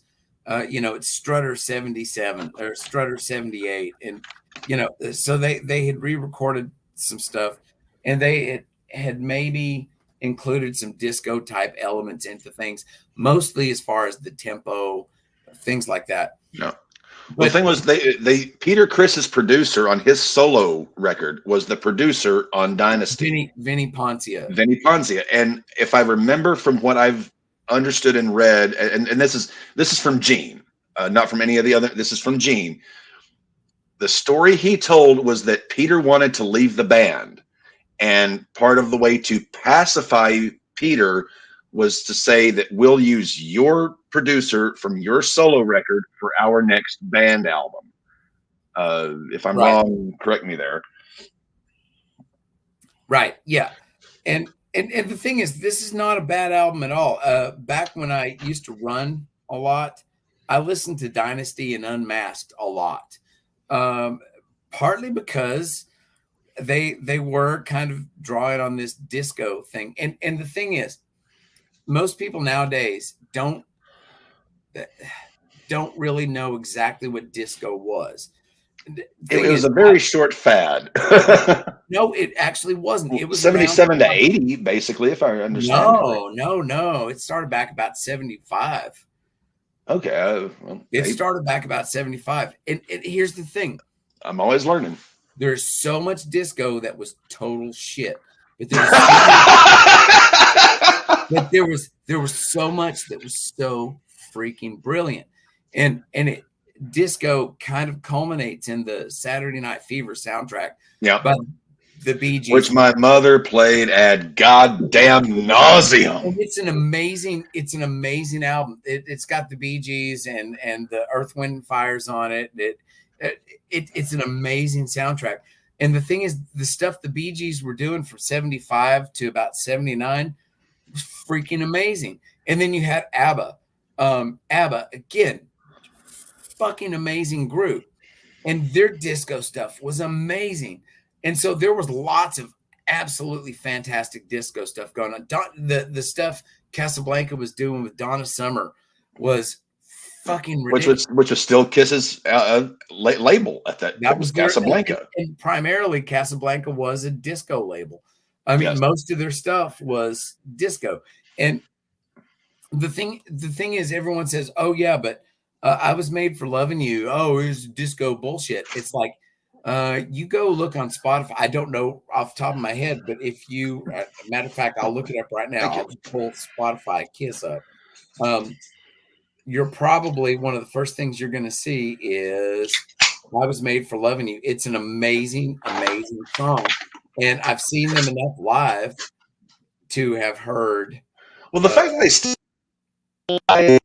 have set lists as the years have gone, the fact that they still play it live, I'm not a fan of the song. I honestly, I do not like this album. I'll be totally honest. But I will show respect where respect is deserved. The fact that they still play the song 89, 99, 2009, 29, 40 years later, they're still playing it 40 years later. That must be something. Look at number 1 on Spotify. Yep, I see. I mean, and if they're still playing it 40 years later, it must mean something. So and the thing is, live, it rocks. I mean, it's not it doesn't come off as being some crazy Studio 54 thing. It rocks. I mean, it's a driving. It's a great tune. Dirty Living, some of Peter's best vocals. Hard Times, it's an Ace song. It's a really driving Ace song. Charisma, as stupid as that song is, I love it. Magic Touch is good. Save Your Love. I like every song on this record. It's maybe a B tier record for them, but it's a good, it's a solid ass record. And the thing is, I was there when everyone first started saying, "Oh, it's a disco record, blah, blah, blah." The thing is, since what was this, 78? This is 78, correct? 79. 79. Dynasty was 79, yeah. In the interim, everyone has become much kinder to Dynasty. It's a really good record. Yes, they have become more kind to it. Yes. And so let's go to Unmasked real quick, and we can let me. I don't think I've ever owned Unmasked on vinyl. I have it on CD, but I don't think I ever had it on vinyl. Let me find a good picture here, just to. And. Come on, you bastard! Come on. For the love of God.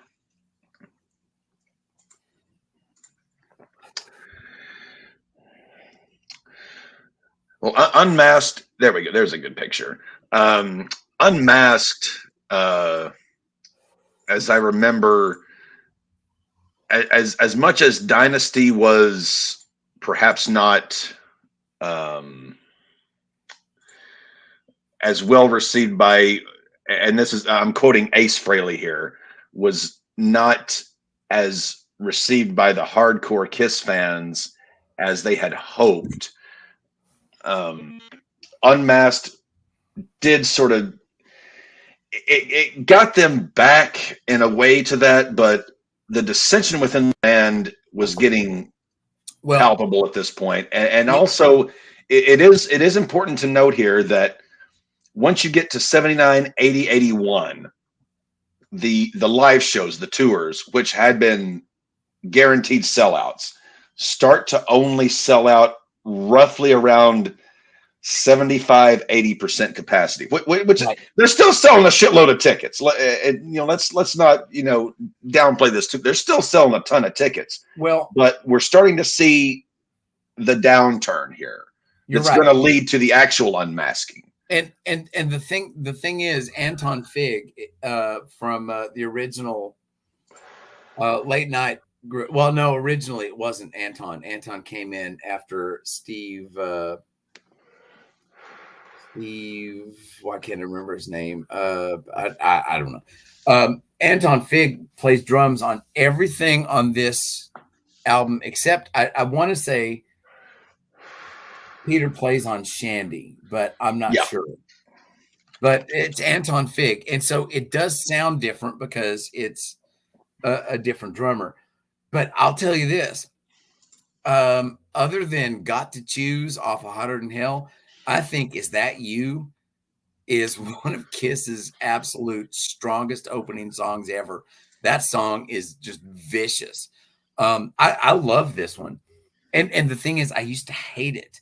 But it's got "Talk to Me," an Ace tune, "Two Sides of the Coin." It's not quite as stout as "Talk to Me." And a song I used to absolutely hate, but now love. It's another Ace tune. It's "Torpedo Girl." It has the dumbest guitar riff ever. But what's so cool about it, and well, it's not dumb. It's actually really catchy. But the bass goes with it so well. And I love "Torpedo Girl." He's singing about driving around in his submarine. Now he sees a shark. And now what does he see? Oh, it's his torpedo girl. It's a stupid song, but I absolutely love it. "She's So European." What a dumb fucking song. I love it. I absolutely love that freaking song. "Naked City" is one of Gene's best.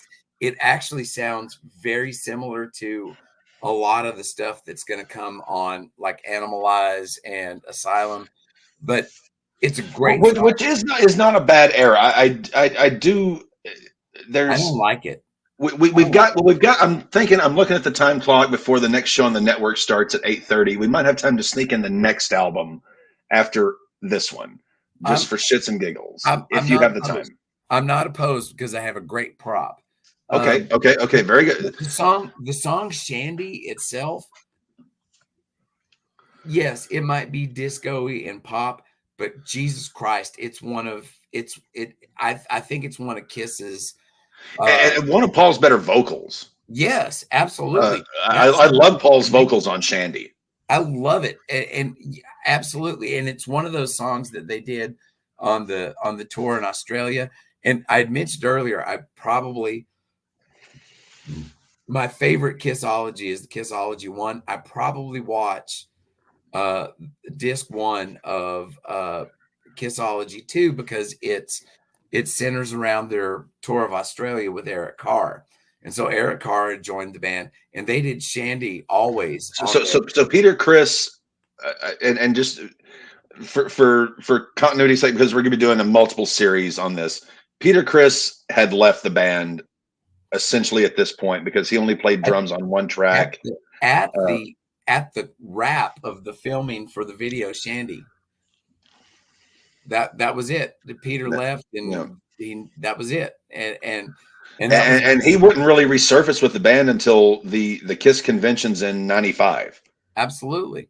So and about a 15-year layoff. Yeah. From the band. And the thing is, Eric Carr came in and he did such a great job, and he was he was so enthusiastic. If not for Eric Singer, I would say Eric Carr is the greatest second Kiss drummer. I see Eric Carr, I love you, but I love Eric Singer more. But Eric Carr, God, Eric Carr sounded like Peter when he sang. Yes, absolutely, and he had the same kind of raspy voice. and he wrote really well too because he also played guitar. And so there are I a didn't lot know that. yeah, there are a lot of songs that uh, break out on the Fraley's Comet album. Eric Carr came up with the guitar riff for that, and they called it the Carr Jam on Revenge. It's Okay. basically the same song as Breakout from the first Fraley's Comet record, um, which is a badass album. I absolutely love that Yeah, first. Fraley's Comet. If anyone out there is an Ace Frehley fan, or even if you're a rock and roll music, Fraley's Comet is great. Check it out. That album is blistering. But yeah, Breakout from that record. Apparently, Eric Carr wrote the riff to, and on Revenge, which came out in what 92. That riff was used 90. Yeah, I think that's 90. It was 92, 90. Yeah. somewhere around there. But yeah, if you don't know That's Unmasked, my favorite non-makeup album by Kiss is Revenge. I would have to say so too. There's a lot of that album I don't like, but But there's so much to like. I do like. Yeah, absolutely. But if you don't know Unmasked, is that you? I swear, it's like other than Got to Choose. It's like my favorite opening track on a Kiss record ever. And back when I ran all the time, when I was Mhm. running 4 days a week, man, I listened to Unmasked I listened to Unmasked, Juju by Susie and the Banshees, and Grace Under Pressure by Rush. Those were the three that I probably listened to more than anything else. Oh, and damn it, the Iron Maiden album with Wicker Man on it, Brave New World. Those those were probably the albums I listened to more than anything when I was at my running peak. When I If was not for you, I never would have listened to Iron Maiden. But once I did, holy smokes! I would man, literally, I would purposefully just get in my vehicle at the time, which was a 1985 Ford Bronco, and I would just hit the road with my CD yeah, tape adapter, whatever. Put in Iron Maiden just to hit the open road, because back where I lived, it was you could drive as fast as you wanted, really, and not have any traffic lights, and just listen to Iron Maiden. yeah. So thank you for some great afternoon drives, Dave. Unmasked, though, everybody hates this record, but I think as much as I just said I like Dynasty, I like Unmasked better. And I used to really hate Unmasked, and then I had it on my phone, and I had my headphones on, go running, and it's like, why not? We'll go ahead and give it a listen. And I started listening to it. Also, by the way, if anyone does run, another great album to listen to while you're running is One on One by Cheap Trick. Um, uh, Cheap Trick's a band that gives me problems because it gets in the way of my Kiss.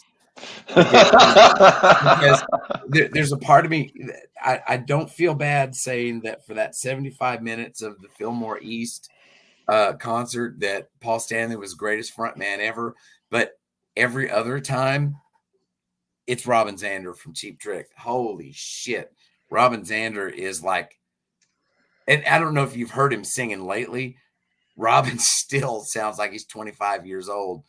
I haven't heard him lately. I He's will say the still, one guitar player over the last 3 years, other than Townes Van Zandt, because I've started to try to learn a lot of finger picking acoustically. The one guitar player I've tried to learn to take as much as I possibly can from is Mark Knopfler. oh yeah. Um, I I fluked into Dire Straits one night. Short story long, I was very intoxicated, and someone was a Dire Straits fan and just put on a lot of that. And I never really listened to him before, and I was like, "My God, what is this guitar playing?" And then the next day when I sobered up and got my wherewithal, I was like, "Holy jumping frog Oh yeah. balls!" And so the last 2-3 years, Mark Knopfler he's sort of been that bridge gap for me between Townes Van Zandt and I don't know, maybe like an Eric Clapton. He's sort of that bridge point for me, just because that man's technique is, oh God Almighty, He's ridiculous. holy shit. And as far as finger picking electric player, he and Jerry Reed. well, I was gonna say Lindsey Buckingham, but yeah, Jimmy Reed. Okay.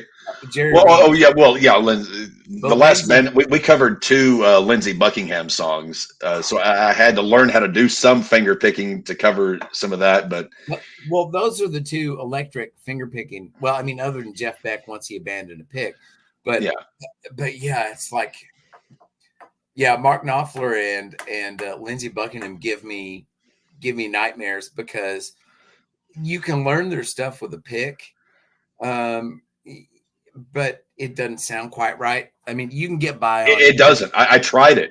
It doesn't sound right. You have to finger pick his licks. It doesn't work. Okay, so I see the Elder up. Okay. Yeah, so we got we got time to cover the Elder before the next show on the network starts. Okay, so another Bob Ezrin produced album. This is arguably the most controversial album in the entire Kiss catalog. Except, I think in the past 5 or 6 years, it's not. I think the unanimous decision amongst Kiss fans is this is the unsung album. Because at the Kiss conventions, they started. I agree. I love the album. I bought this album on your recommendation. It's a phenomenal album, but for 30, 40, it was maligned as just being horse hockey. For the longest time, this was, I'm not going to say my favorite Kiss record, but I'll probably listen to this one more than any other. I think I got this in 83, Christmas 83. I also got the Dungeon Master's Guide, AD&D, and the Fiend Folio that Christmas. And I would sit and just read Dungeons and Dragons rules while listening to The Elder, Creatures of the Night, and The Rise and Fall of Ziggy Stardust and the Spiders from Mars. Because those were the 3 tapes I got for Christmas that year when I got my Dungeons and Dragons stuff. The singer in the last band I was with, huge David Bowie fan, got me into him. Brandon George, Denver, Colorado. Thank you for getting me into David Bowie. I've become a big David Bowie fan because of you, Brandon George. Thank you very much. So I have never owned this album on vinyl, but this past summer I found this single, and I'm really fascinated by this period of Kiss, partly because they didn't tour. Right. They did like 4 live performances, and one of them was on a show called Fridays, which was back when Saturday Night Live sucked all to hell. And Fridays was an amazing show, and this is A World Without Heroes, backed with Mr. Blackwell, and I found this one in the record store in Van Buren, Iron Horse Records. Yeah, I've seen that particular TV show where they do World Without Heroes. Yes. Okay, so I have a really cool story. They did World Without Heroes, I, and Odyssey. They did those 3 songs. And in World Without Heroes, there is a camera shot to Gene's right. And so you're seeing off to his left. Mm-hmm. Well, you can see standing backstage, he's leaning up against a strut, wearing a Western shirt, big guy with the Fu Manchu mustache. His name is Big John Hart. He is kind of a legend, and actually you can find interviews with him on YouTube. He at one point was road manager for the Grateful Dead. Then he moved to Kiss, and then he went on to Iron Maiden, and then came back to Kiss again. When I was in Miami, at the University of Miami, I worked for a company called DAK, Demand Assistance Corps. Corps was spelled with a K. And our head of security was Big John Hart. And so it was like, mostly we did beer sales, but sometimes we did logistics and security. So I was always working with Big John Hart. And I don't know, one day as I'm setting up our beer vending operation, he just, it was at a concert, and it was Asia. We were doing an Asia concert. He said, yeah, I did. Steely Dan, Asia. The band Asia with Steve Howe Okay. and John Wetton and Bill Bruford.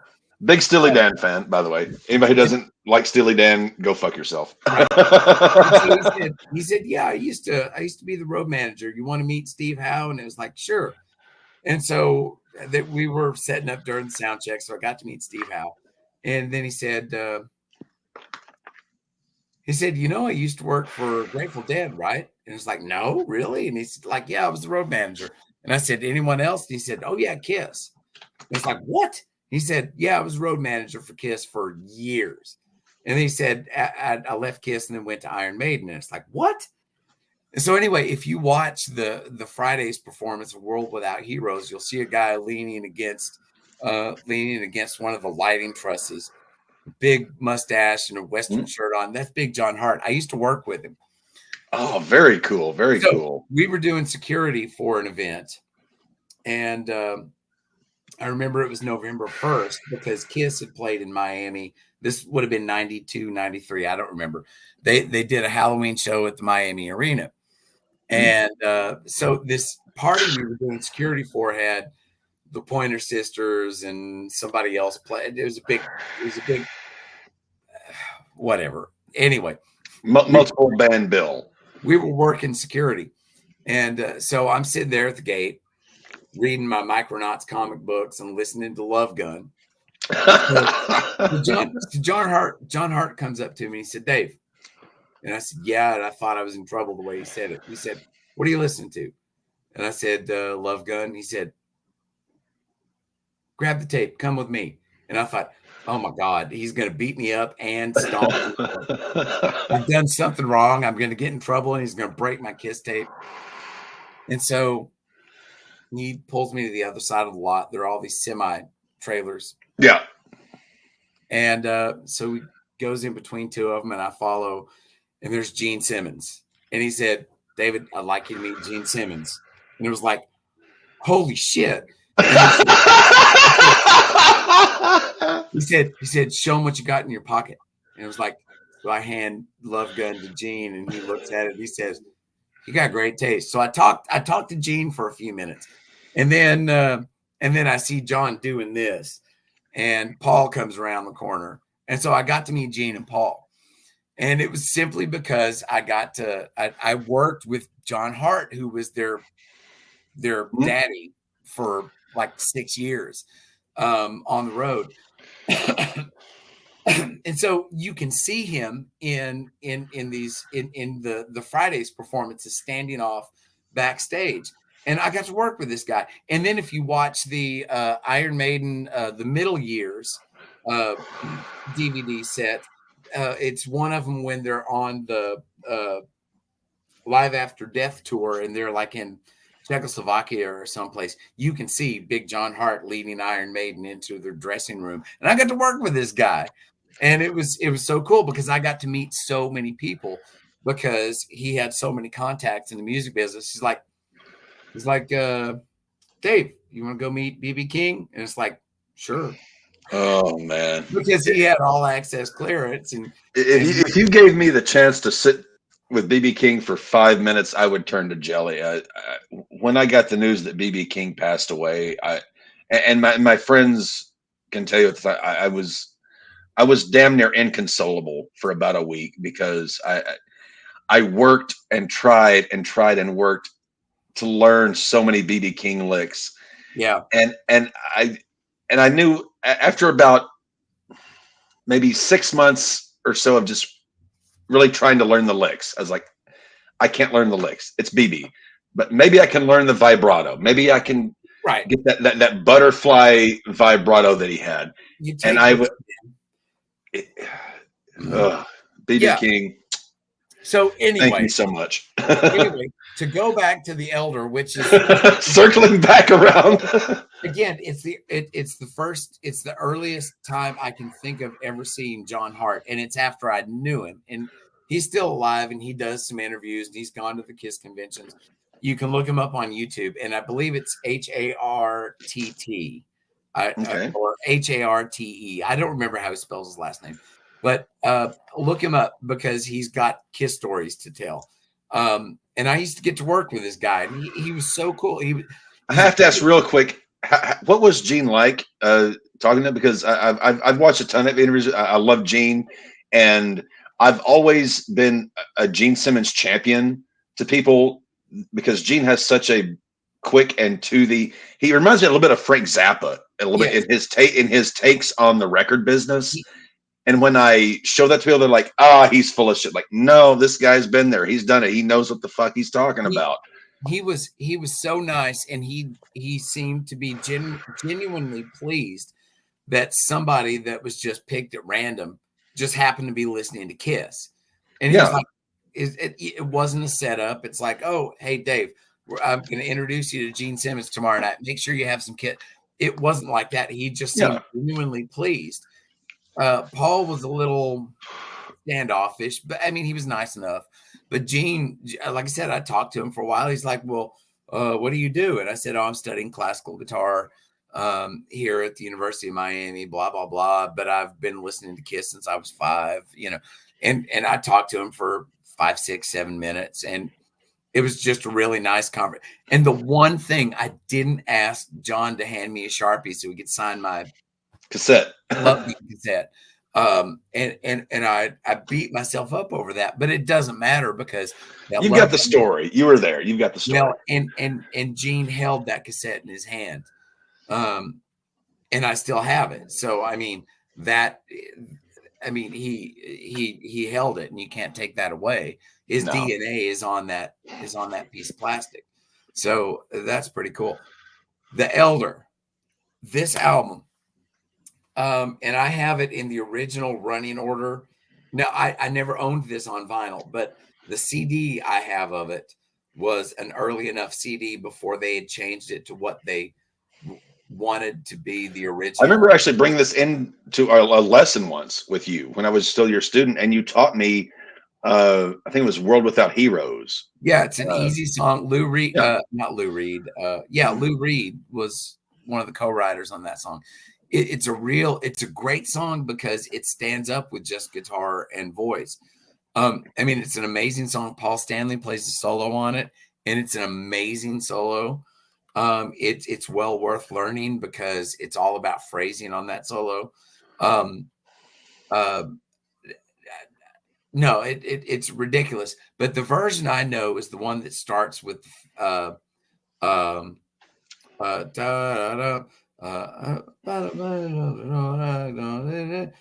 fear not. Odyssey.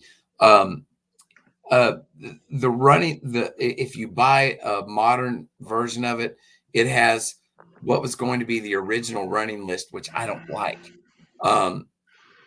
They changed the running order just to have a big opener and all that stuff. I don't like the new running list because I'd listened to it. It was supposed to be a soundtrack to a movie, and the movie got made, right? Yeah. And but here's the thing. Dark Light is probably my favorite song, especially with that big Ace guitar solo in the middle of it. Escape from the Island is ridiculous. Odyssey is amazing. It's a great record, and it's perfect for reading 1983 Advanced Dungeons and Dragons rules too. I mean, it's the perfect background to read Dungeons and Dragons stuff, which is what I did. And I, like I said, I also listened to Creatures of the Night and Rise and Fall of Ziggy Stardust and Spiders from Mars that Christmas break.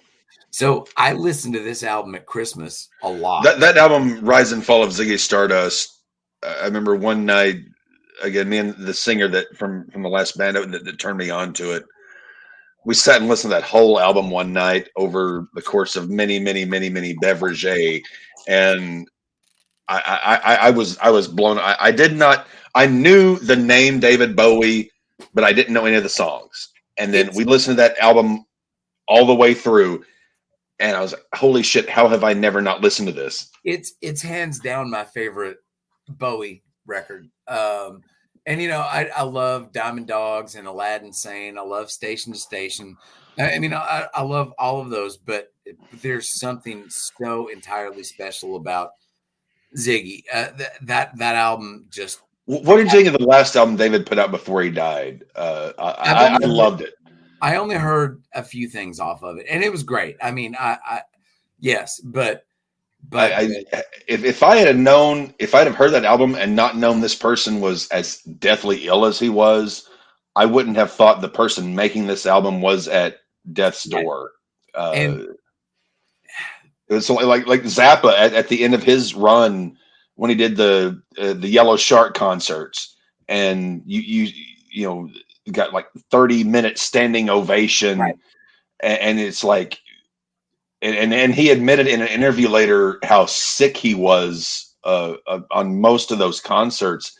Like, I wouldn't have thought it. and the thing is, you can find that last interview on YouTube real easy.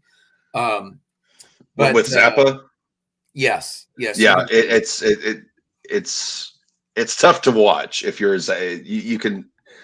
Yeah, Well, Zappa's going to be a whole other thing for, but yeah, it's, if you're a Zappa fan as I've become, it's very tough to watch. The man is to the man is suffering. to put a cap on things, The Elder.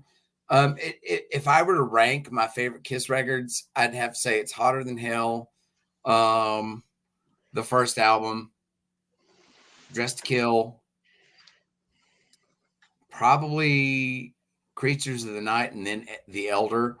I mean, that's probably my top five right there. That's how Well, we'll high get into creatures on the next show. Creatures on the next show. Creatures deserves a lot more coverage than it gets. It's a really great album. The problem was they were just in such a state at that point that the album, as good as it is, gets buried because of the fodder Faldy roll. Creatures is ridiculous. It is such an amazing record. But yeah, I'll save all that for the next one. So but yeah, that gets us That through gets us to 1981. yeah, gets us almost all the way through the makeup era. So Well, so I feel good. I feel good that we basically did it. yeah, we went a tad bit over, but I was afraid. no big deal. Right. When are you thinking we can do volume 2 of this? I Uh, know, obviously, after the holidays and everything, you got that. Not sure what the Crumbs schedule is looking like and we everything. I got know you. we've got a few gigs. I don't know. I'll talk to you about it. All right, we'll figure out. I'm figuring, 1981, maybe to get. I don't know if would that get us to the reunion tour I think so. somewhere in there. I think so. Okay. All right. Well, Dave, before we sign off, anything you want to plug? Any videos you No, got coming up? Any Crumbs just gigs you want to uh, highlight before we sign off here? well, just I've got some unplugged performance videos I'm going to be posting for the next few days, just doing Christmas tunes. I'm going to have on my YouTube channel, String 'em Up. I'm going to have my first album review, and partly because it's the first new vinyl I've bought in like 25 years, and it happens to be my favorite album of the year. That's all I'm telling you. That'll be coming Okay. up probably next week. And you've got your album. Is it song of the year or album of the year for 20? Because I know last year you did. I'll be doing my 9 favorite songs of the year. Okay, It nine might nine actually favorite come. songs. Okay. It might actually come after the beginning of the year because I want to give it up to the very last minute. Um, Okay. Fair enough. and it's a wide it's a big it's a broad spectrum of stuff, everything from K-pop to J metal to Siberian folk trance dance, I mean, it's I going to would be expect nothing less. You have the most eclectic it's taste going to be a really of cool video. anybody I've ever met. But the first album review is going to again, it's a new album by a very, very classic band. And after talking about Kiss for a couple hours, you may think, well, that's weird. He loves this band, but it's really not. Anyway, that's all I'm going to say. But Hey, yeah, fair enough. I've got some videos coming up, and String 'em Up is a great channel. Subscribe to it. I watch just about everything that comes around there, and whether and it's a great channel, and this is why I like it, because whether you're just a music fan or a guitar player, there's something there for every, because there will be videos where you were talking about the hybrid major, uh, yeah, which 15 years ago I would have been like deer in the headlights, but once I saw that video, it tied in a lot of things, because I love country music, and it was like, well, yeah, that's how I play country songs. If I'm right. looking at a lot of country music, something that's like a Glenn Campbell, or uh, which God, I've become such a big Oh Glenn yeah, Campbell fan over the last few years. Holy smokes. Uh, what a phenomenal guitar player. But yeah, whether you're a musician or just a music fan, String 'em Up is a phenomenal channel, and you will learn things that you would not learn anywhere else, and broken down in a way. And again, that's why I love your channel, and especially the guitar tutorials. It's like being sitting next to you on the stool in your lesson room, the way you would break things down. I remember once you broke down the entire Stairway to Heaven solo for me, block by block by block by block. It's been a 4-block solo, and I took that lesson, and it's yeah. so. If you're a musician, a guitar player, subscribe to String 'em Up. You're gonna learn so much. Please. And if you're not a guitar player, you'll get some really great info. It's a small channel, but I'm about to hit five. I'm on the cusp of hitting 500 subscribers, and that would be awesome once I hit it. So, Hey, fantastic. We're not even at 100 yet. So, hey, you're kicking some tail, my friend. well, thank you. When are the Crumbs playing in Northwest Arkansas? Northwest Anytime. Arkansas, I don't know, but the 29th at Heroes in Fort Smith. Okay. 29th at Heroes in Fort Smith. This is actually the bar I celebrated my 21st birthday in. Uh, yeah, anytime, whenever you're going to be playing up in NWA, let me know, and I'll try and get my schedule to where I can, come hang out or something. Okay. Let's see. I know Raw Ball got Crew Day coming up in about 12 minutes. They're going to be doing their thing for the week, and then Raw Ball Red Zone on Sunday afternoon will be live for 7 hours nonstop. I didn't think we would actually be able to do it this year, but we managed to pull it off, and we only got 2 more weeks to do it. So we pulled it off. But thanks, Dave, for coming on and doing this. Episode 1 of Into the Vault. Next episode, we'll be covering, I'm guessing we're going to be looking at a 3-episode thing here on Kiss. And then after that, we'll be getting the next band that you want to, whether it be Black Sabbath is the next one. I want to do Black Sabbath next. All right. Well, there you have it, folks. Once we get through Kiss, it'll be Black Sabbath. I'm hanging on to the teat, waiting for the Zappa series, which is just going to be that one's going to be multiple parts. It has to be. It can be as many parts as you want. We will do it. I'm as much as I've become a fan of Zappa, I'm still a novice to Zappa. I'm very lost past the early 70s, past the Mothers of Invention. There's a couple albums. But past that, I kind of get a little bit lost. So it gets so confusing after about 77. I agree. Zappa gets so confusing after 77. But it's okay. I mean, you just have to kind of follow. part of it is because he would. I'll be there for it. However, whether it's 4, 5, 6, 10 episodes, We'll do it. We will do Zappa. We will be there. Yeah. All right. Dave, thank you so much for joining us. I'll holler at you to set up episode 2 of End of the Vault for Kiss. Raw Ball subscribers, thank you so much for joining us tonight. Thank you for the questions and the comments. Join us in about 10 minutes for the crew day. They will be on doing their thing for the week. Stay safe, stay healthy, stay hydrated, don't get arrested, and take care of yourself. We love you all. Take care. See you later.